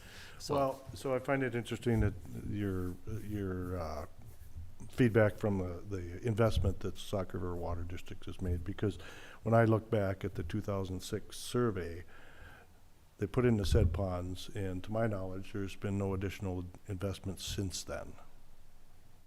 well, the clean out, The clean out. okay, Sure, sure. and Mani- or that maintenance. costs 1.5 million or Maintenance something of like it, that. So, right. I mean, you Maintenance look of. at that, there's always a cost to the taxpayers on Lake Osakis through the Sauk River watershed, which my other fellow commissioners, they're lucky they don't have a watershed, Yeah.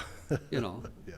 So, Well, Yeah. let's go back to your first question, Randy, Yeah. and maybe you had quite a few there, maybe you can restate that first question, I tried to jot them down, but what was you said your first point there as a property owner, Your first question. your first question?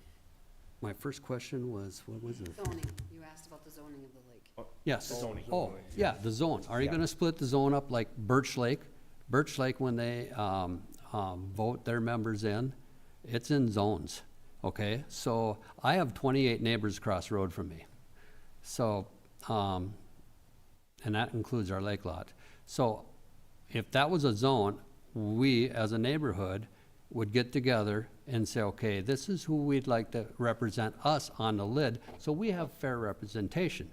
Because again, like I said, some of the rumors in town is like, oh, they're just gonna handpick like you do the members of the Lake Association, you're just gonna handpick them, and that's who we're gonna have. First of all, So- I don't think that was fair, what you said about the Lake Association. We have an annual meeting, and people can stand up and volunteer to be Right. an elected. Nomination. Right, but if you split the lake up into zones, you get more equal representation, because there's some areas of the lake that are saying, well, you're just gonna spend all the money on the north side of the lake and not in Town Bay, and So it sounds hear that. reasonable to split it up by population, your areas And you like you're could, talking? yeah. Yeah, that sounds reasonable, yes. And is it fair to like head of the lakes to come in and, okay, depending on how you're gonna assess, now you're gonna do a flat tax? Yeah, that was the Or are you proposal. gonna do based on valuation? Flat tax. Okay, so if you come in with a flat tax, that's more fair to head of Lakes Resort, because they have a Yes. crap pile of lake shore. Yeah, yeah. So- But still, it's only one property owner, so Yeah, that's one tax, so. Right. Right. okay. Second question was, Well, just to finish, we will not get to handpick. The state statute won't allow that. It'll either be assigned, we'll bring possible candidates to you for the first set of representatives, or we'll actually have an election for it, however that ends up, but it won't be handpicked. But I think the lake, you should come out with that, just show the lake in zones, and Yeah. it's similar to Birch Lake, like I Yeah, said. yeah, that's the plan. okay, Yep. Okay. Sorry, what was the second Yep. question then? yeah. Denise, do you recall? I didn't write them down, I just threw them out there. Oh, you did, okay. Sorry shoot. about that.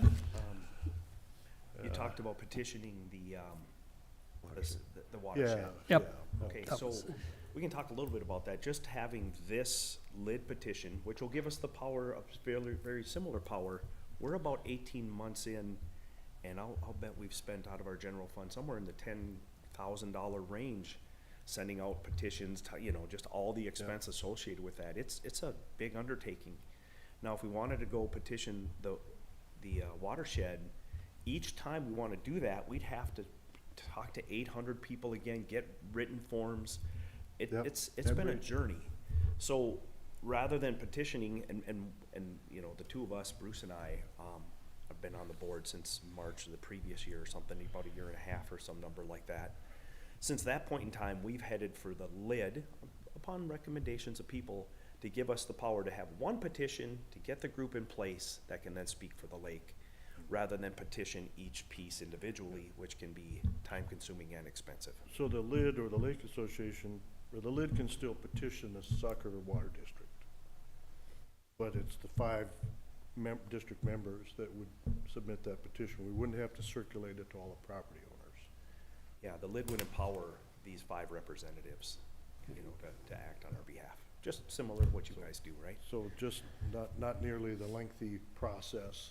The wheels of government move slow, and that process in itself slows it down even more. That's the biggest thing we're seeing from property owners. When they signed the lid, so many of them said, yes, I'm willing to get taxed some more. Get something done, right? And Right. Let's try to clear up the water. Let's try to impact the sediment that's coming in, or Yep. the curly leaf pondweed. I'm willing to sign. Let's do it, right? That was the charge. What was, Randy had another question. Well, I think that was all 3, right? Yeah, I think so. Okay. Yep. Okay. Are there any questions on the budget or what? Anything at all? So, I do have one more. I think it's every 5 years you'd have to come in front of the board, Yes. according to statute. So it can be dissolved by petition or dissolved by lack of involvement. So if you just don't have meetings for a number of months, then it's dissolved. Because I just, you know, and I don't know how this board's gonna vote, because I do have a conflict of interest, like I said,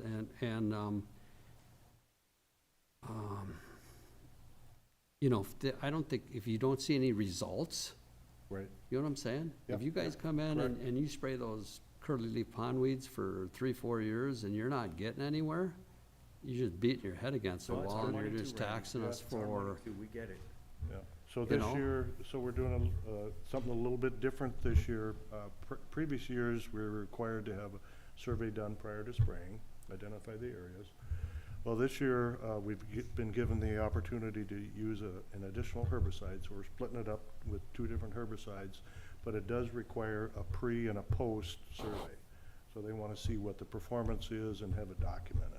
So that, I think that's a plus. It's, you know, but it costs more money, of course, so, but that's an added benefit to it. And I think it's really important to follow up and monitor, you know, what's the results. We presented quite a bit of good stuff here today. We're actually not a taxing authority. We would come to a taxing authority like yourself with a proposed budget for approval.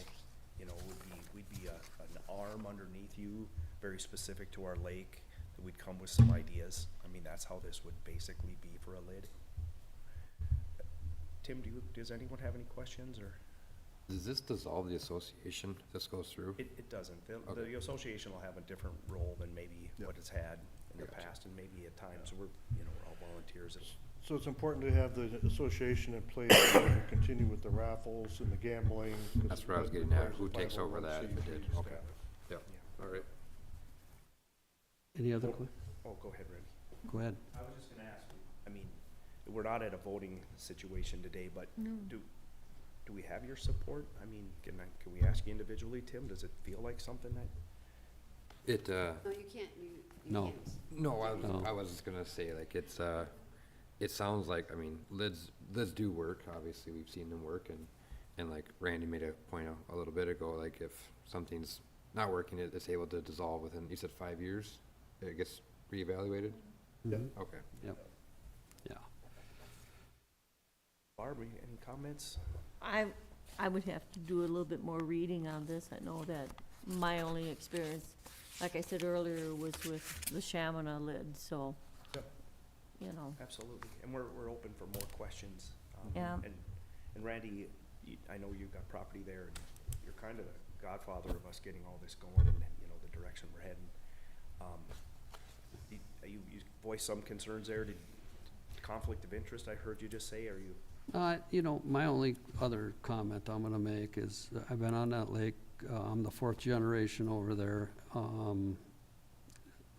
63 years old, and I can tell you that God's in charge of the elevation of the lake. And when I get phone calls eating my ass because of either the lake's too low or the lake's too high, God's in charge, and I keep reminding them of that.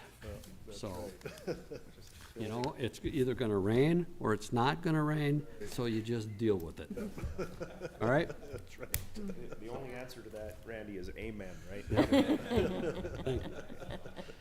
But as you can see, guys, too, that, you know, we're not sitting on our hands either, just asking for a handout. I mean, Right. we've got the gambling, and we've done how many raffles now, and we've got the silent auction. I mean, last year we put in $20,000 of walleye in that lake, Yep. fingerlings in there. You That's a guys are lot working on of it. dollars worth of walleye. So we're trying to improve it, you know, Mhm. but we're asking for help here a little bit. Right. Absolutely, yeah.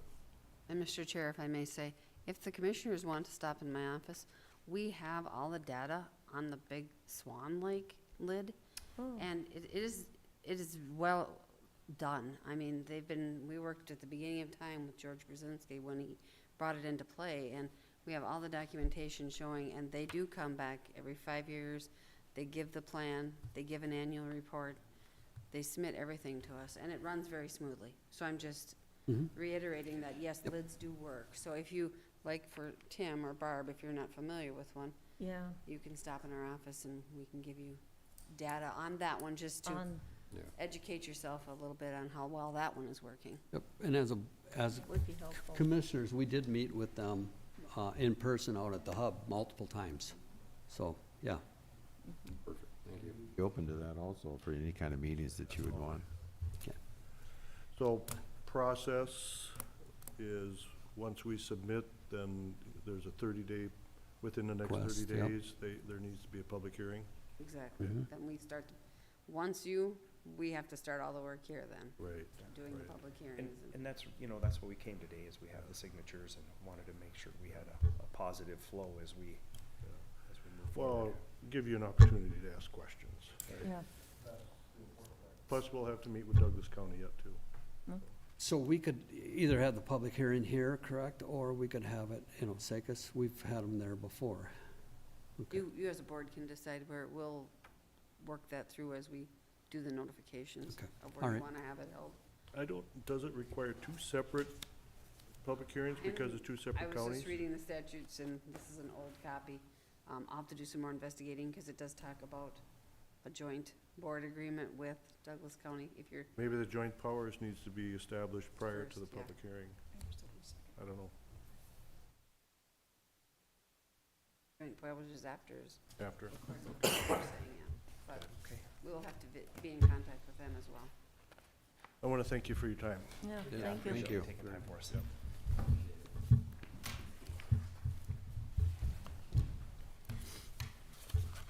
Okay.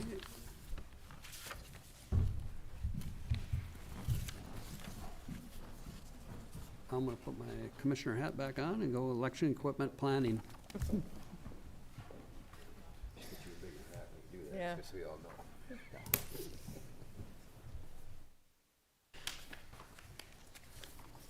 Thank you. Perfect, thank you much.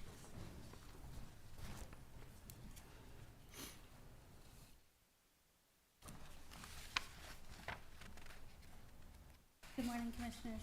Good morning. Morning. Morning. Hopefully, this is just a brief update this morning here. The Auditor Treasurer's Office, even though it's not a busy election year cycle for our office, we are already preparing ourselves for the busy 2024 year that's coming very soon in our workflows. So today, presentation is talking about election equipment updates, proposals to be ready for 2024 calendar to begin. So there are three pieces that we'll be talking about today that we're looking at upgrading as part of our election equipments currently in place to be ready for 2024. The majority of my focus today is going to be on the first one, the poll pad updates, because that affects directly all of our townships and cities, as we have a joint ownership agreement with them for those units. So first and foremost, what is a poll pad? This is the teacher, Jolene, coming back again, right? So what is a poll pad? It is an electronic roster equipment. It's an iPad essentially that is programmed specifically to hold the roster data information that used to be processed in a paper format in previous elections. Per our Todd County equipment plan, we did a 3-year phase-in, and the last phase was the purchase of the poll pads in late 2019 for their first use in the presidential nomination primary in March of 2020. Okay? We currently have 78 of these units on hand that are utilized countywide. Of those 78 units, 13 of those are owned by Todd County for backup units, support units, things like that. Why do we use the poll pads is the next question that you probably would like to understand. Why did we move to using the electronic tools? It is a very effective tool to assist our municipalities and their election judges in protecting liabilities of private data. On your election rosters, when you go in to sign in and vote at your polling locations, printed on those rosters is the voter's name, their address, their full date of birth. Part of that information is private.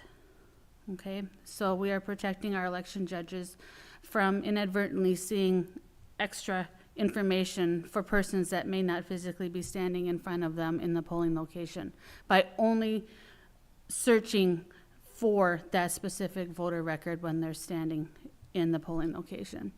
So the reason that we brought these in March 2020 was that was the first time in many years here in Minnesota that we had that presidential nomination primary. And it's coming back around the bend for this coming March, okay? And along with that, another thing that the roster is going to be collecting in March of 2024, just like it did in March of 2020, is the voters' political party preference, because that is the ballot that the voter receives for that particular election. And the voters' party preference is private data according to Minnesota statutes. So again, we want to be able to collect that data because statute calls on us to do so, but we also want to be able to conceal that data from unnecessary exposure to other voters in the polling location and to our election judges, okay? All of our election events, then, we are also wanting to utilize these poll pads to protect the liabilities of those data bursts and also the challenge notations that can be on a roster. Recent statutes have changed and the effective dates are coming for the felony challenges, but there's also citizenship, guardianships, and things like that that we have challenge notations on the roster for that are only to be discussed by that election judge and the voter when they are in your presence and not be seen or known by anyone else. So being able to conceal that, these poll pads helped us do that to reduce that liability. So what is our current situation with the poll pads? Well, technology, as we know, changes quickly. Apple has announced that the support of our current iPad versions will be sunsetting sometime in 2024. The exact date is not known. Our original hope in our office when we brought these in late 19 was to make it through 2024 and purchase to be ready with an upgrade for 2026. Unfortunately, Apple's pushing us a little bit on this. So we are planning 3 statewide elections in 2024, and we need to be ready. We don't want to have to be switching out equipments and getting approvals from all of our townships and cities, along with the county board, midstream between state elections. That adds a little bit of turmoil on a very already busy year. So our current poll pad units may not be fully supported with the most up-to-date security features going into those busy election dates next year if we don't make this change now. Our office has already sent letters out to all of our townships and cities as they will be providing their portions to support the poll pad units that are present at their locations and owned by them, so that we can all be at the ready for 2024 to come. So the proposed upgrade for the poll pad unit is not the whole kit. What is being proposed at this time is that Todd County would continue to maintain, store, and prepare all of these electronic roster unit systems for every election. We even issue them out for the March Township elections, for those that have March Townships here in our county. The upgrade will include the iPad unit itself. It will come with a new bright lime green travel case, just as durable as the one that we currently have. There will be a new iPad sled, as we call it. It's a clear plastic holder that the iPad sits inside of. And then we will be able to trade in our current iPad units and get some credit for that. The reason we have to get the new case and the new sled is because the iPad screen size is slightly larger than the current units that we have. And our goal and our hope is that this upgrade will last us 7 or 8 years. So hopefully, fingers crossed, through 2030. How much is it going to cost? Well, first, I'm going to look at Todd County's costs for the units that we own here. And our cost, each unit will cost $437.50 is our quote right now, a piece. So the total cost to Todd County is $5,687.50. The annual maintenance for these units remains the same. We are grandfathered in. If we do an upgrade, If we purchase additional units, we may be subject to their new maintenance rate, so, which is a little bit more than the current rate right now. So the total cost for upgrading all of the units countywide is $34,125. Again, $28,000 and change here will be funded directly from the municipalities, and looking for their agreements to do so with us at this time. The other two items that we are looking to upgrade and improve going into 2024, more on the county auditor's processing level of equipments. Even though these do not meet the threshold to come to board for your approval, we would like to make you aware that these equipments are in place, okay? So the first is our standalone reporting system.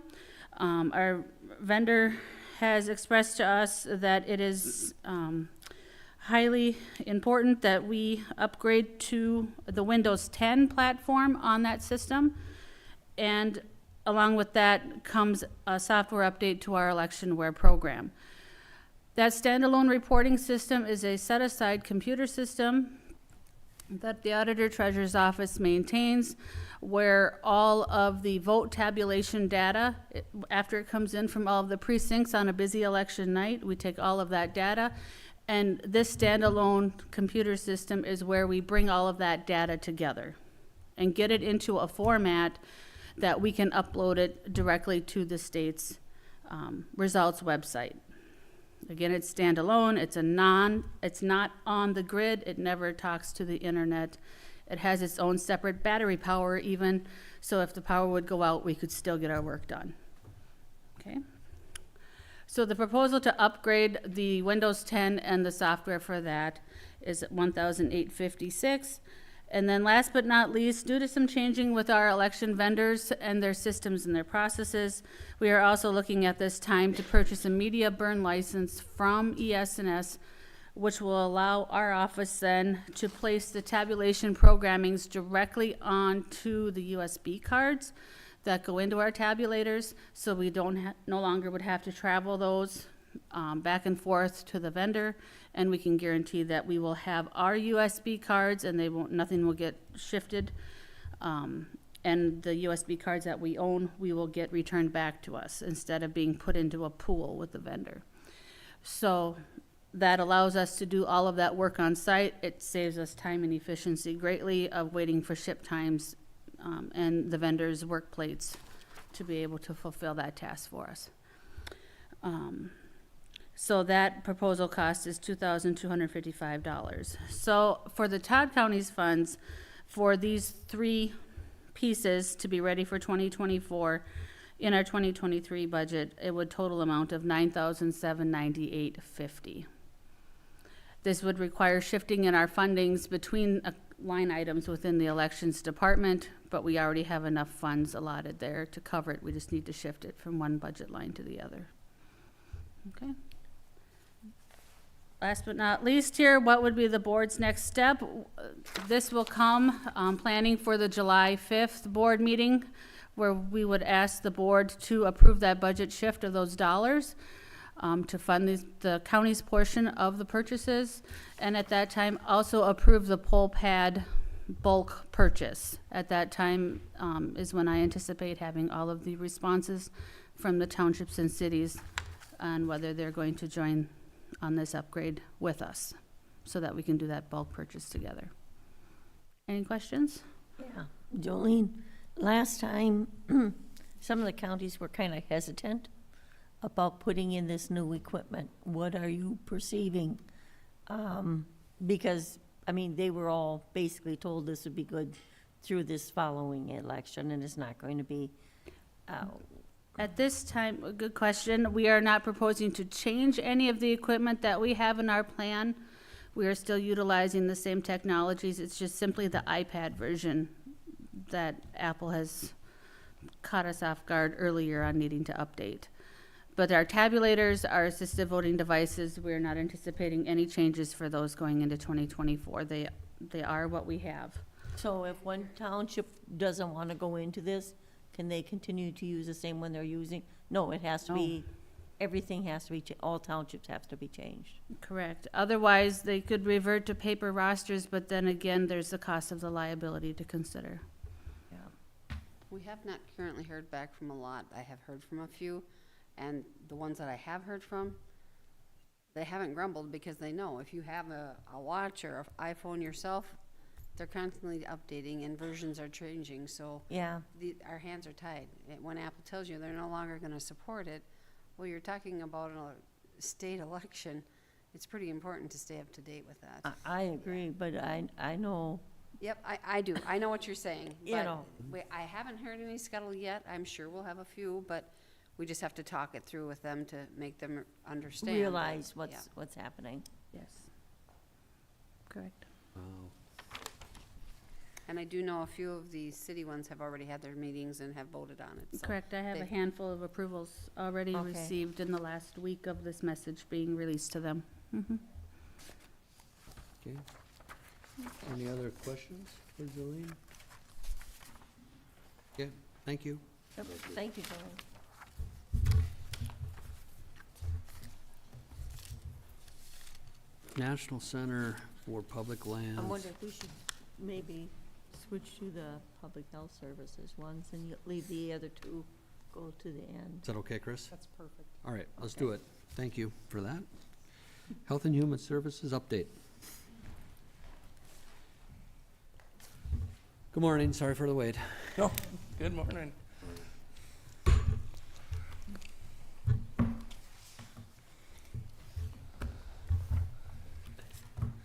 So we're here. I have three of the supervisors from my unit, Kayla Johnson, Kim Nicock, and Hillary Thunberg, along with me to give the health services unit update.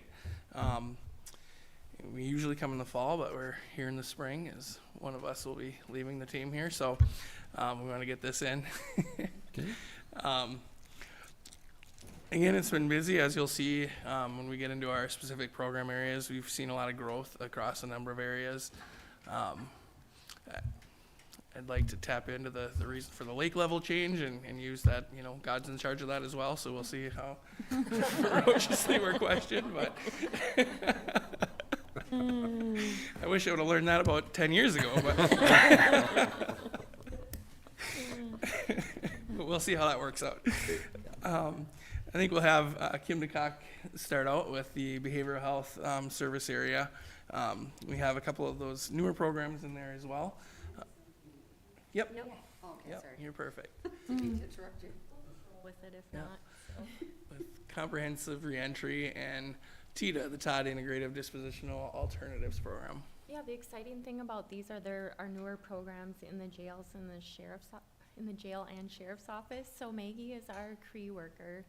An exciting thing that we have been able to start again is the peer support in the jail. It's been really beneficial to the people that are in jail just to have that extra support.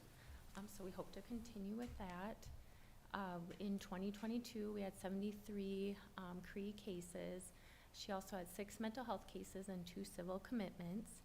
And then Ashley started as our TIDA worker in November. She has really been integral in helping to develop this new program for people with mental health issues, starting the co-response, some of that diversionary piece. To that, she also has 7 adult mental health cases, and she's currently participating in the Reaching Rural initiative. Yeah, so it's really been exciting with TIDA. We've met with at least a couple of our neighboring counties as well that have kind of heard what we're up to with that, and they're very interested in looking at starting their own programs as well. So that's kind of been exciting to see. I think Ashley has gone from that kind of very apprehensive, being kind of new and starting a new program, to yesterday when we were meeting with one of our neighboring counties, she was like, I'm starting to feel kind of like an expert in this area. So that's really been exciting to see that growth. And it's fun. She has just such great passion for helping people that I think she's really just moving this program along really well. Children's mental health. We have 4 case managers. In 2022, we served 89 children, and we're expected to exceed that number this year. Currently, we have 73 children, which puts us 13 cases over each of them, which is 2 shy of a full caseload, so that means we will be having future discussions about that. Another exciting thing is SIBS program. It's a newer program, and so that is also moving along because we're in discussions with a provider for that in-home therapy piece. So we'll be able to actually start that. We already have referrals that are waiting, and this therapy piece has been the barrier. So hopefully we can continue that. They can get somebody hired, and we can move along with that program. Another really exciting, we just found out yesterday, the region was awarded the impact funding from Sourcewell for $200,000 for our Children's Mental Health Initiative grant that we helped author. So that's very exciting that will be moving forward as well. Yeah, we're hoping to do really great things as a region for children and develop some really good programs and services. Adult protection in 2022, we had 160 MARC reports. 92 of those we did accept for investigation and services, which I want to give kudos to that staff because that was a 58% rate, which is the 5th highest in the state. So I think they're doing really well with that and trying to keep people safe in our county. We have 4 staff that are doing that, and they also have other assignments such as adult mental health or substance use disorder. In January of 2021, the EPS weekend and holiday notifications began, so we do get those from time to time during those times. And substance use disorder, we had 219 cases. Last July, comprehensive assessments replaced Rule 25 assessments, so only LADCs can complete those comprehensive assessments, and so we are lucky to have one LADC at our county that does do them. And we are in the process, we anticipate we'll have training available soon for the substance use disorder care coordination reimbursement. We are enrolled with DHS to be able to provide that level of service, but we've struggled to be able to find the appropriate training to get our staff completed with that. Crow Wing County took on the project of developing that training internally for their staff. So I think they were actually conducting that training now, and then they were going to be opening that up to the region as well. So we're hopefully we'll be in a place to have more staff trained to do that.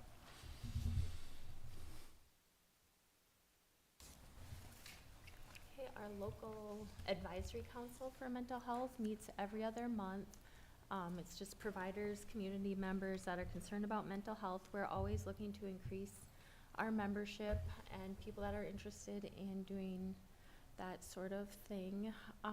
The most exciting thing is, well, May is Mental Health Awareness Month, so we are having our community event on Friday. We are meeting at the River of Life Church, and we'll be watching the ANGS video. It focuses on childhood anxiety, so it comes from kids that are experiencing anxiety, so it's just a really great video that really just kind of hits home for everyone.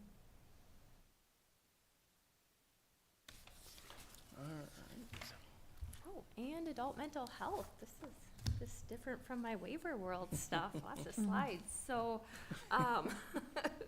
but lots of good programs. So in 2022, we had 2 full-time case managers and 3 with hybrid, which they have others such as adult protection or their CRE or TIDA caseloads and 1 case aid. We have had 199 cases, 5 in the sex offender program, 2 that are MIND. And then we also serve 40 clients in the money management, budgeting, rep payee services, which has been really valuable for those clients that are served.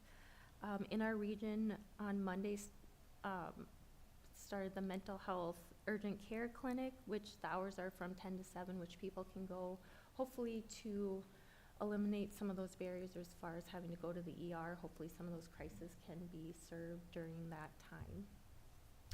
Another development there is in April, Nancy Eitenauer started as the mental health regional coordinator, and that's that collaborative effort across the counties in the region and the MHI.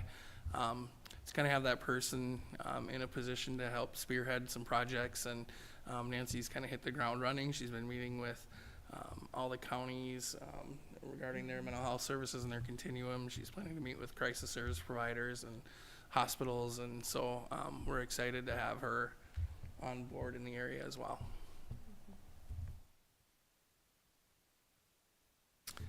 Child Services, Michaela.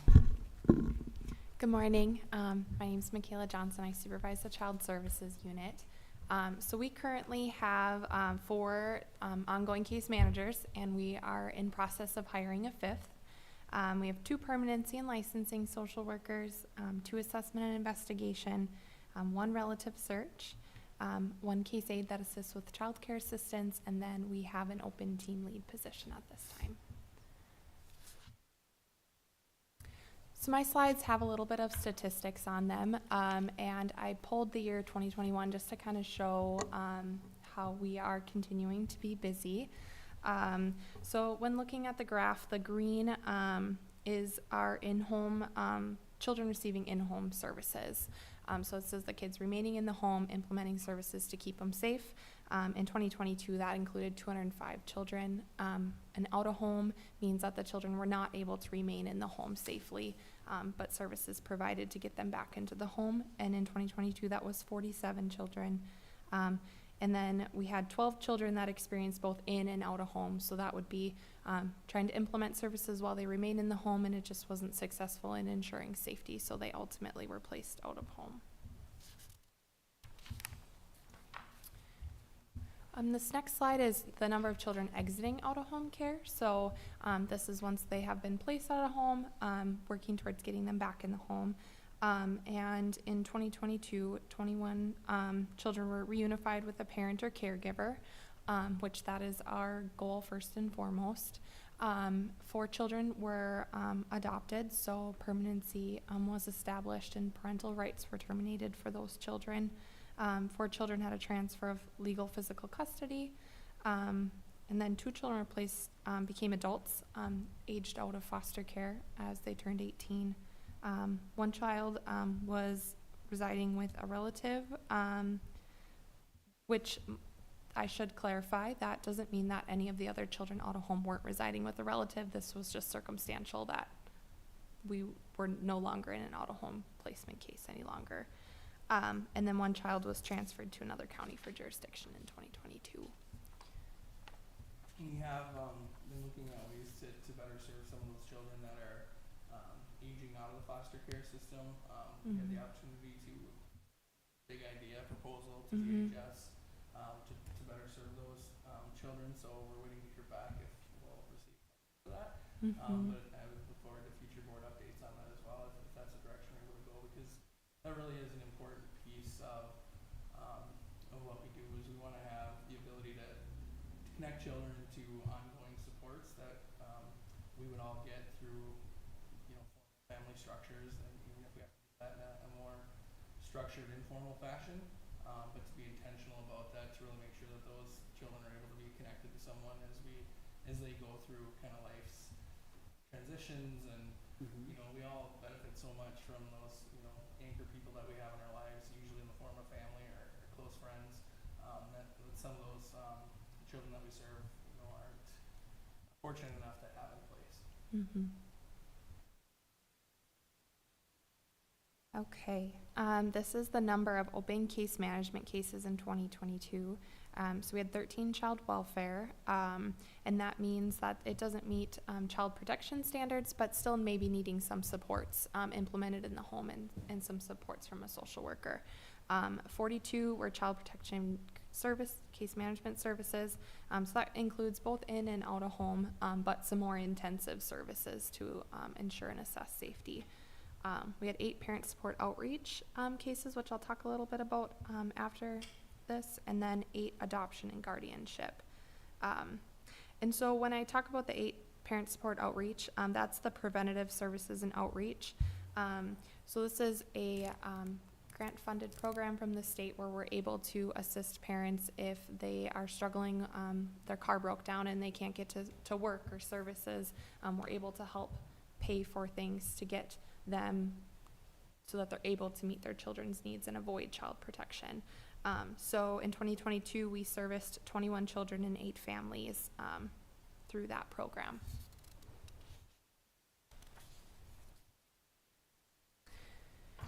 And this slide is the number of child child protection reports received and screened in 2022.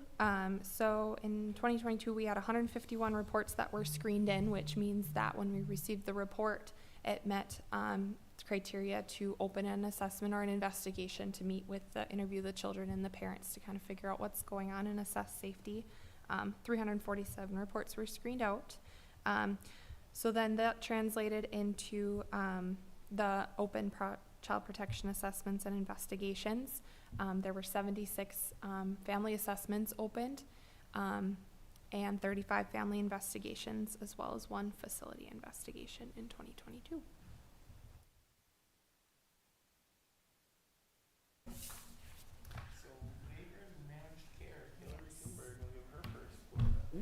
I'm going to use the new card yet because I only started in March. So this first slide is just kind of an overview of the different roles that we hold within my unit. We have 1 paraprofessional, 8 social workers, 3 RNs, 1 public health nurse, 1 office support specialist, and then we currently do have 1 RN position open. This next slide is just an overview of how many assessments were completed in 2022 in our waiver and managed care world. In 2022, for new assessments, we had 141 compared to 132 of last year. So there's a slight influx with that. And then county of location reassessments, and that's basically reassessments we're having to complete for individuals that live within Todd County but aren't case managed by Todd County. So they could be from Anoka County, Stearns County, Otter Tail County. And this number does fluctuate year to year just because people are moving in and out all the time. So in 2022, we had 39, and then in 2021, we had 50. This next slide is just kind of an overview of how many cases we have within each one of these programs. And we have seen an influx in cases in majority of these programs over the last year and a half, I would say. So for CADI case management, in 2022, we had 166 cases, and we're up 24 from 2021. We have, in 2022, we had 8 CAT cases, 7 brain injury cases. For our DD case management, Rule 185, we had 163. We had an influx of 20 from the year previous.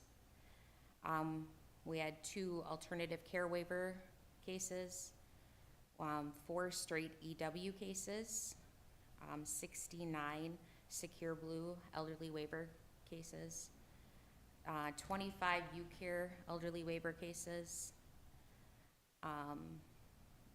27 elderly waiver Medica cases, 69 Community Well Secure Blue cases, 95 U-Care Community Well, 46 Medica Community Well. We've seen quite an influx in our SMBC U-Care within the last year and a half of 209 cases, which was an influx of 131 compared to the year prior. 76 Medica SMBC cases, 12 nursing home clients at our Central Todd nursing home, and then 22 nursing home cases here at CentraCare. So just this being an overview of 2022, we have seen quite the influx in cases and workload. So for further discussion as well, something is we would like to potentially discuss adding another full-time social worker or RN to our unit just because there is such a need at this current time. I think we had an increase of 221 cases from the previous year.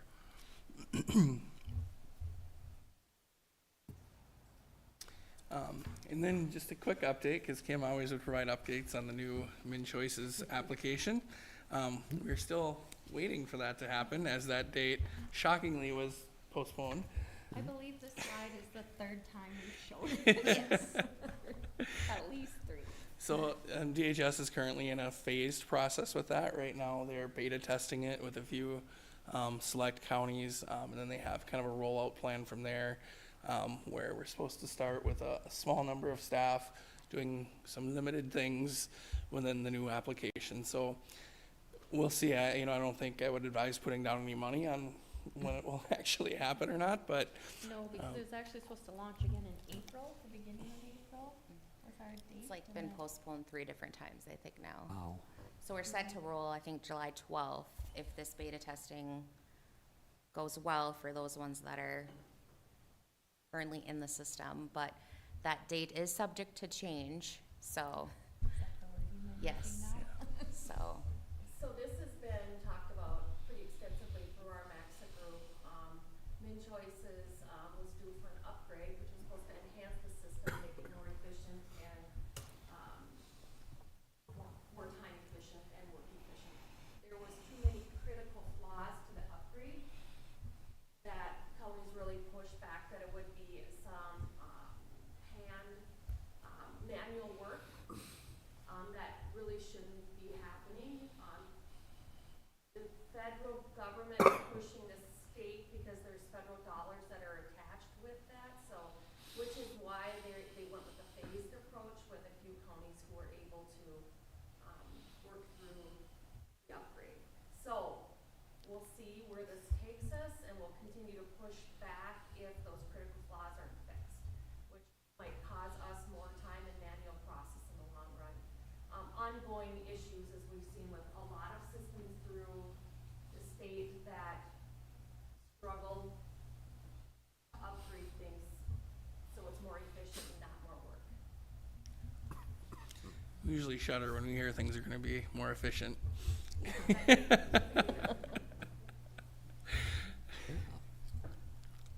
Okay, any questions for us, or? After seeing the report, it's amazing how you guys can see everybody.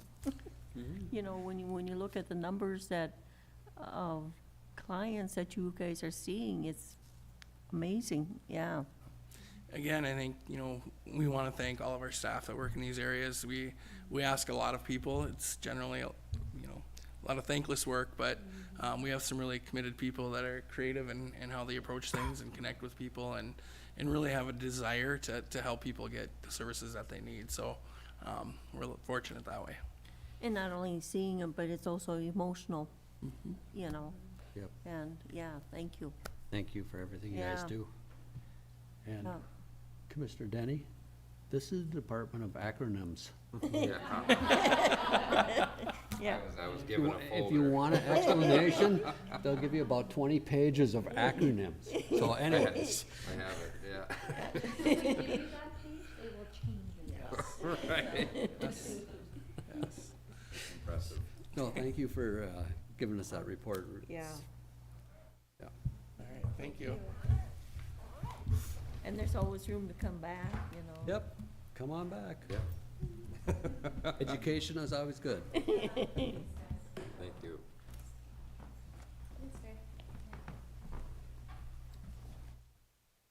I think you wanted us next, Yep, right? yep. Okay. If we could. So Jenna did provide some information to you to refer to as we go through this update. So we felt it was important to be here and present our home care review. Usually that is typical. We've done this in the past. It's not anything new. We've done extensive reviews.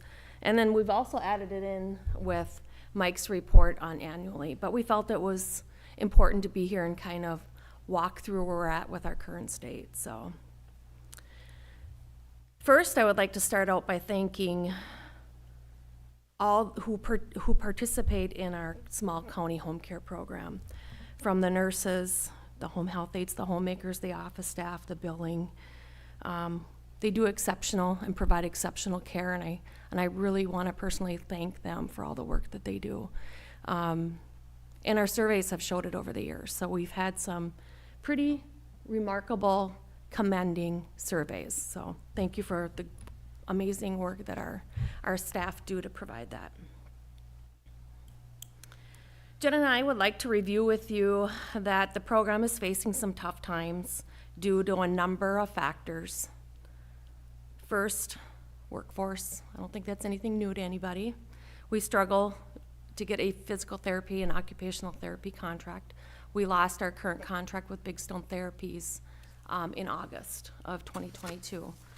We were hopeful to get another contract, and what I mean is they had a staff member that left, so they had to provide services for their own within, and eliminated some of the contract work they were doing. We were notified about a month and a half ago that they couldn't continue to provide that contract because their needs had grown, even though they hired another physical therapist and occupational therapist. We struggled to hire nurses and home health aides. So we have 2 open positions with a home health aide and 1 with a nurse. So regulations are increasing. That isn't surprising either through CMS. One of the things that we are faced with, and all home care agencies, is visit verification. That is going to be a tremendous task for everybody to do. So each time a nurse, a therapist, a homemaker, a home health aide, anybody associated as a staff member with the home care department will need to do a visit verification, sign in, and it will be extensive. Paperwork, it's getting more and more burdensome through CMS, the requirements.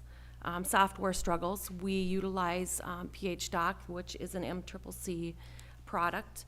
It's we are one of 4 or 5 home care agencies in the state that utilize this software for our home care needs. It's getting more and more difficult for them to support that home care aspect of the software. Reimbursements are not great. We're seeing some decline in that. And then with the increased regulations, we are seeing an increase in appeals. So they'll pay us, and then they'll send us letters saying you need to prove what you know, just kind of provide paperwork as to the services we've provided, and we do that, and they still pull reimbursement back. So those appeals have increased, and we struggle to get through those on top of all the other work that we have to do, and it's quite time intensive. So there's some things that we do want to review with you as we hand it out in between the break here. First one is the visits by discipline. So Jenna, we have a handout here. That one is Page 2. page 2. So I'll let you go through that, Jenna. This is from 2015 until I included the first quarter of 23 in that, and we break it down by the different disciplines that we provide in our home care. So skilled nursing home is the first one, home health aide, homemaking, and then our therapy visits. Especially you can see, since we've been without a therapy contract, we have nothing going on in that area. And that's a requirement that we have to have as a Medicare agency, that you have to provide everything someone needs when they meet Medicare criteria. So without having that, we're not able to take some of those Medicare clients that we have in the past. And Medicare really provides that opportunity to, we do a lot of MA,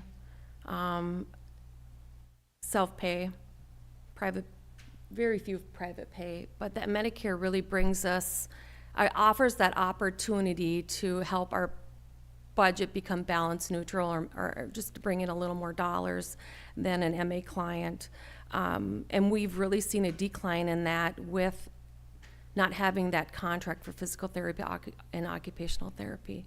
So those referrals have declined significantly, which has really put us in a not great position financially with our department. So, any questions on that visit summary page? We've got a couple more to go through. Next, we'll review the 10-year revenue recap, which is this very small print, but we wanted to get it all on one page. Oh, you did that? I shrunk it up a little Thank bit you. yes. And this is something I think we've provided pretty regularly at our updates for the home care. so that you can see really what the cost, the bottom line is to the county taxpayers for providing the service. If you look at the very bottom column on the far right-hand side, you'll see average cost per client, and that's an annual. So you can start looking at where we've gone in the past 3 years, especially, you know, we've tried to keep that always at a reasonable cost, and it's getting harder to do that.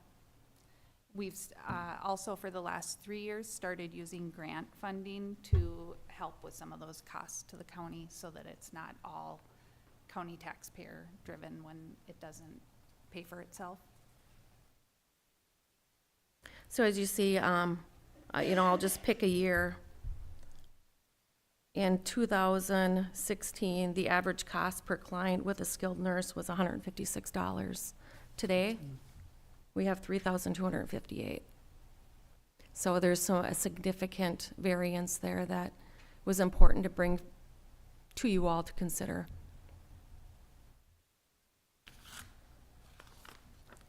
All right, lastly, any questions on that? Again, a lot of information. Home care program statistics that was also good. Our client demographics have varied. Typically, you think you see your geriatric clients in home care. We're seeing that switch a little bit. 24 clients are over the age of 70, which is 46% of our population currently. 27% of them are between the age of 70 and 79. That age of 80 and 89 is only 17%, and 90 plus are 12%. Pay sources is also important to know because that's what keeps these programs viable in the black and not in the red. 11 clients have VA or Medicare. One of them is a private pay. 22 of them have dual MA Medicare plan, which is called MSHO. One has MSC Plus, which is the over 65 medical assistance. 6 of them have SNBC. 7 are CADI, 5 are MA, under 65. Of these 5 clients, 2 have no other agency staff involvement. So we looked at our population of our client list, and we wanted to really break it down. How many of them have skilled nurses in there, social workers, and case management, care coordination, and how many of those, Jenna, did I say 5? 5 of those clients.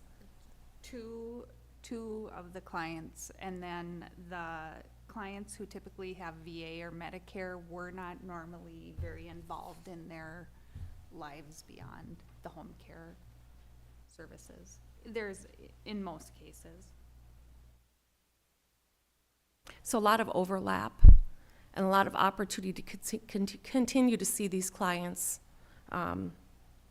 in the future as well. I'm going to stop there.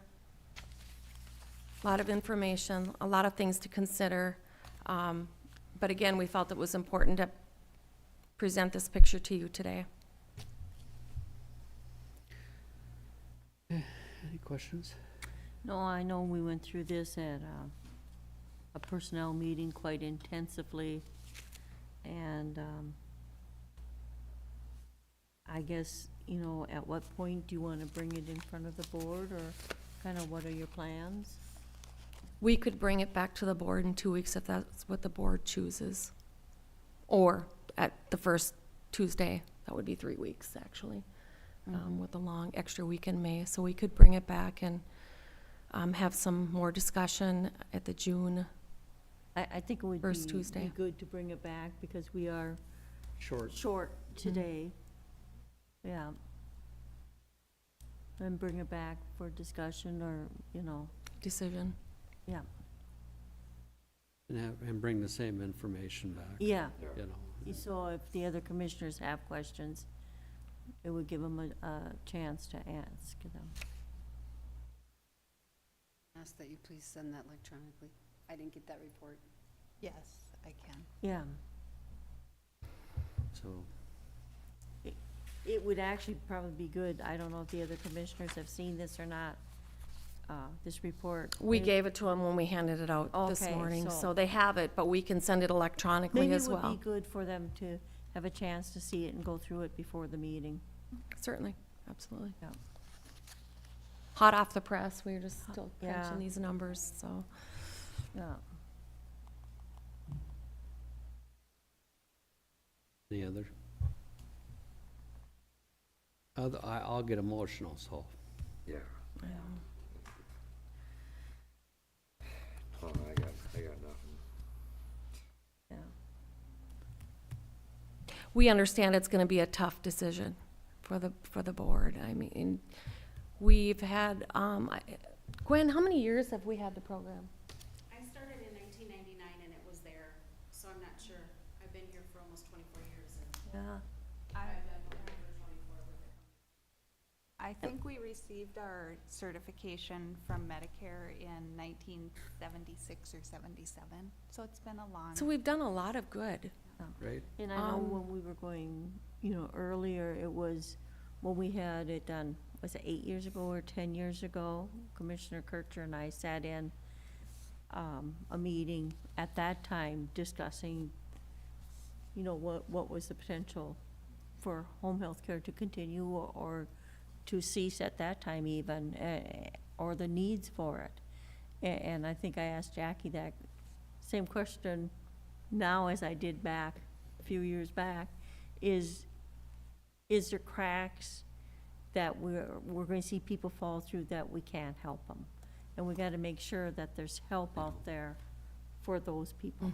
And we feel that's just as important as well. There's some things that we did look into and we feel we could fill those gaps through some opportunities with Public Health Nurse Clinic. It's called a clinic, but we can actually do that in the home and go and see those individuals.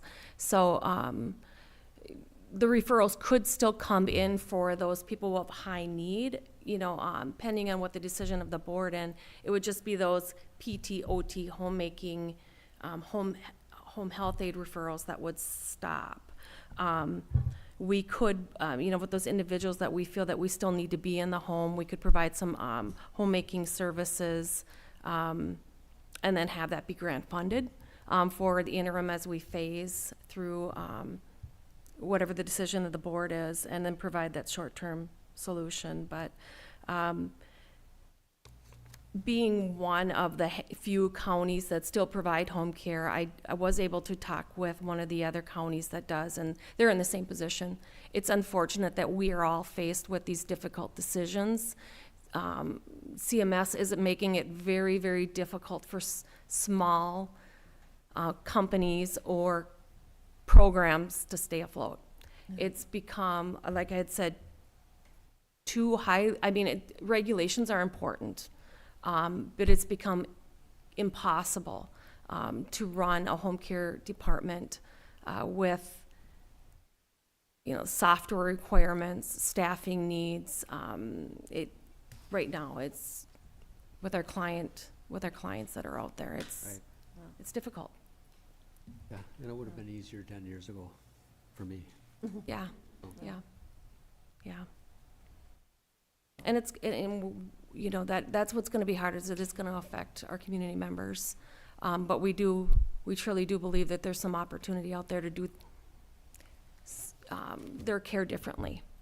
So 9 years ago, I don't think we felt that we didn't have that opportunity as we do today. And we have providers in the area that didn't exist then either. Okay. So. All right. Anything else? No. Thank you. Thank you, guys. Thank you.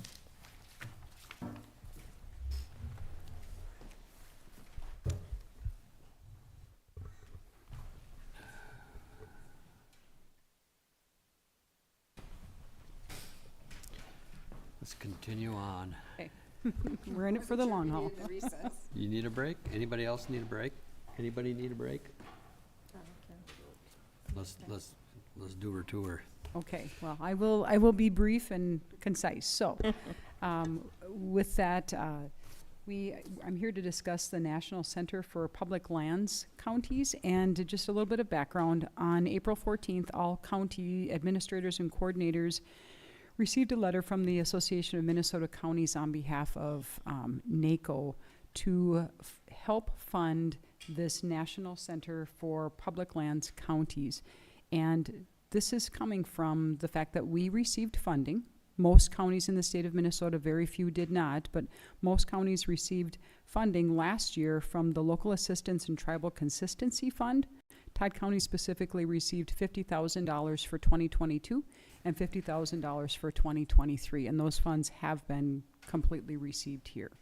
So with that receiving of funds and with this creation of this new center by NACO, NACO would like to ask, and has asked, all counties in the United States to assist in funding this new center. And if Denise will scroll to the second page, there's a list of bullet points which have been provided to the commissioners. Keep scrolling, Denise, to see that full list. So the bullet points that are on the center of that page are really what this center will do for counties, and the main purpose is for advocacy. And that it helps with county investments for PILT, SRS, and other natural resource revenue payments. And I won't read through the entire list, but you can kind of get the gist of what this is supposed to do. There was a question on where will this center be? Well, the center is actually part of NACO, and it's housed within NACO at Washington, D.C. But it's the purpose of this is really to just be that advocacy pathway.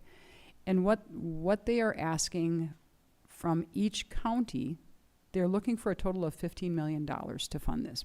They're asking each county to provide 1% of those funds that were received from the LATCF. So for Todd County, that would be $1,000. So out of our $100,000 total, they're asking for $1,000. And that is, I believe it's payable over 2 years. So they're not, NACO is not looking for an answer right now. They wanted to get the request out there, and they want to know what counties think about it and what they feel about it. And when you go to the District 4 meeting, I'm sure this is going to be a topic that you're going to be discussing. So I wanted to bring this forward to you. We did discuss this at Finance just because it's a very small impact to the county, but it's still an impact. So I wanted to bring this forward, and if you have any questions that you would like me to take back to AMC before the district meeting or before you need to make a decision on this, I'm happy to do so.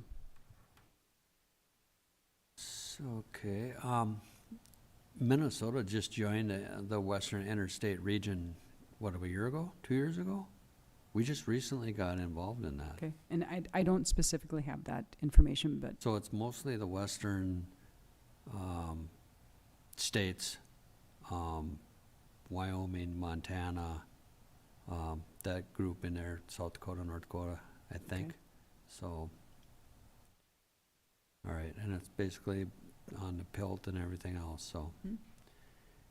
It'll Yeah. be interesting to see if it's brought up on our district Right. meeting, and that's coming June 16th, I think it is. Yes, that's Right. correct. So, Yeah. I believe it was in our letter that we get from NACO, It was. and then possibly the Minnesota one too. So from So there are a AMC. number of counties who have already pretty much committed to this, funding this, Yep. because it is a small amount, but it's gonna be individual county by county. Within Minnesota? Within Minnesota. Okay. Yep, a handful, so not Yeah. a lot, a handful. Okay. All right. So just an informational item for you, and there will be more to come, and hopefully you'll hear more about it at the district meeting. All right. Okay, with that, if there are no more questions. We're gonna move on to a discussion regarding classification and compensation. Yeah. Now, if you wanna hop up. Yep, I did. Come on up.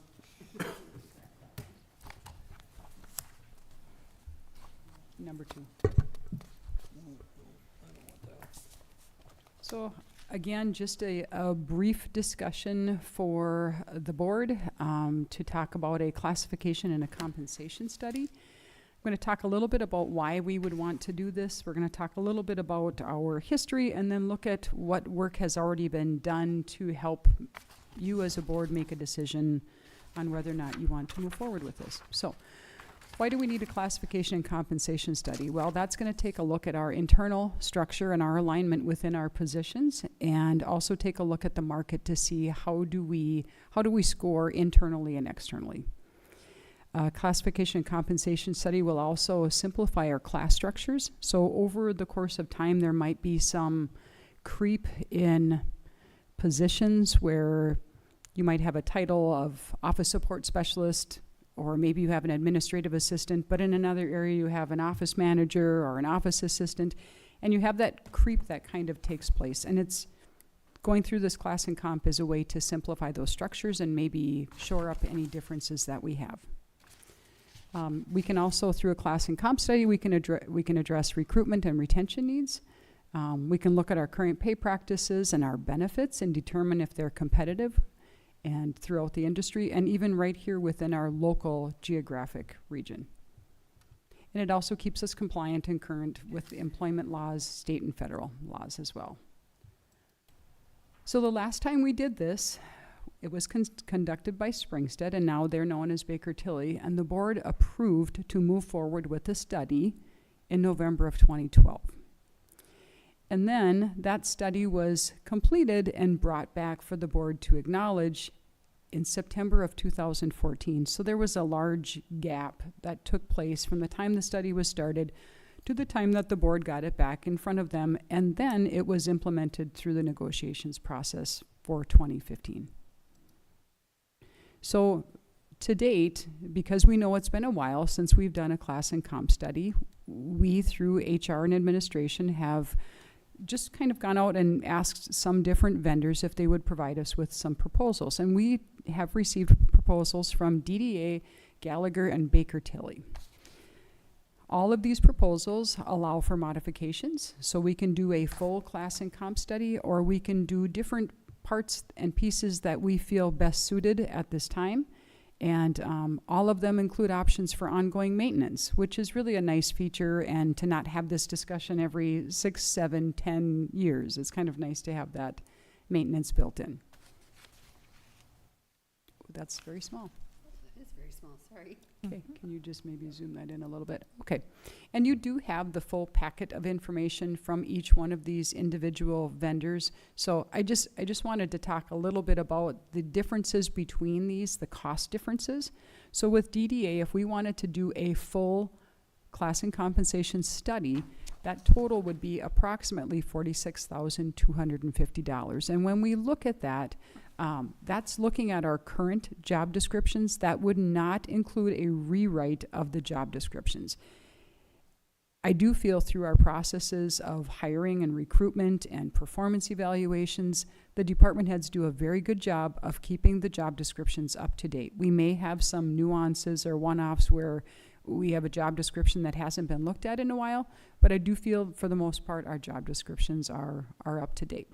So with DDA, you can see the different options that we would have, kind of like that a la carte, but the full study would be the $46,250. So the next one that we looked at was Gallagher, and Gallagher has the option of doing a study that would cost a full study between $56,500 and $65,500, and the difference with that is really in that phase 2. And again, that would be looking at using current job descriptions versus having a rewrite of job descriptions with the PDQ process.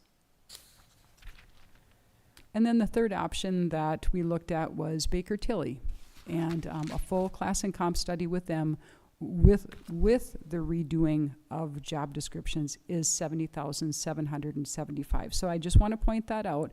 That is a difference, that they would actually be redoing the job descriptions. So continued discussions need to be had with each one of these vendors to just really dig into, for instance, Baker Tilly. If that was something that the board wanted to entertain, we would look at what would the cost be if we did use just our current job descriptions and not a total rewrite or a total review. So when we look at these, a question that we have, looking at our history, and looking at the length of time it took to complete our last one, what do those timeframes look like? When we look at DDA, they're proposing a 12-week timeframe, which seems just extremely short, but that's the timeframe that they've given us. And Gallagher and Baker Tilly both are stating a 6-month timeframe. So those timeframes are very much dependent on the work that we do here at the county. How much information can we provide them and how timely are we going to be? But it's also going to be dependent on the demand that they have on them right now. So who else are they doing studies for, and can they fit us in, and can they complete it within that time frame? So something that we, Nellie and I, would like to know from you with moving this forward, we would like to know what information would you want from us to gather? Would you like us to gather those references from other counties to assist in the process of narrowing down the scope of vendors?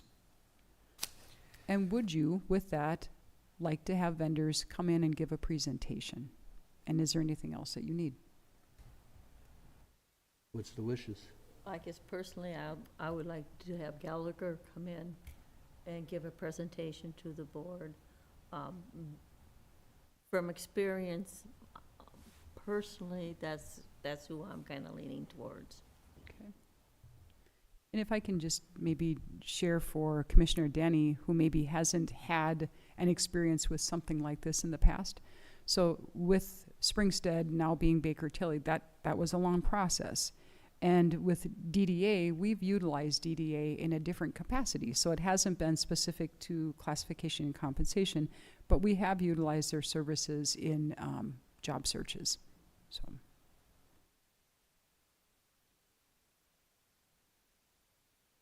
I would say I wouldn't go with Springstead or Baker Tilly. Been down that road. Don't want to go back. And I think conversations that we've had with other commissioners from other counties that's kind of the feedback we're getting also.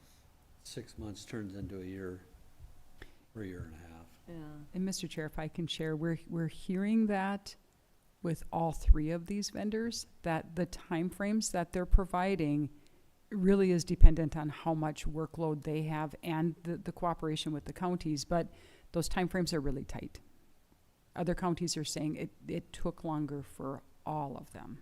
Right, but But not a year. They also got to be realistic too. You know, Mhm. when we contract with them, they got to be realistic. And another thing I'd like to just share with you, which you already know this, when we look at professional services, we do not have to take the lowest quote. So you do have that freedom as a board to choose what vendor you feel is best suited. As department heads that are sitting here, have you heard good or bad, or, you know? What I've heard, my MAXA group is that people struggle with the Baker Tilly, as you had said, not satisfied with the results where you're actually redoing. Yeah. So, results were timelines.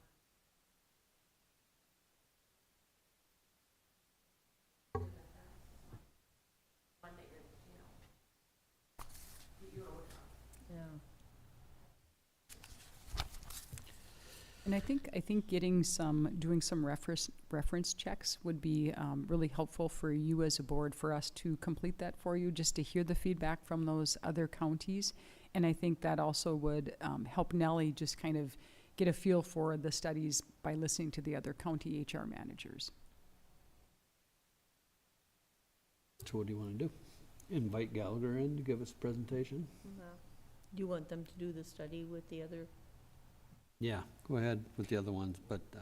And what we could do, if it's helpful, we could just provide you that as information as we get it. And if possible, if we can get Gallagher to come in to give a presentation on the June 6th board meeting or work session, we'll do that. So we can kind of do them concurrently or in tandem. Even a work session would be good, because that way you can hear it without having to make a decision or them expecting us to make a decision at that meeting.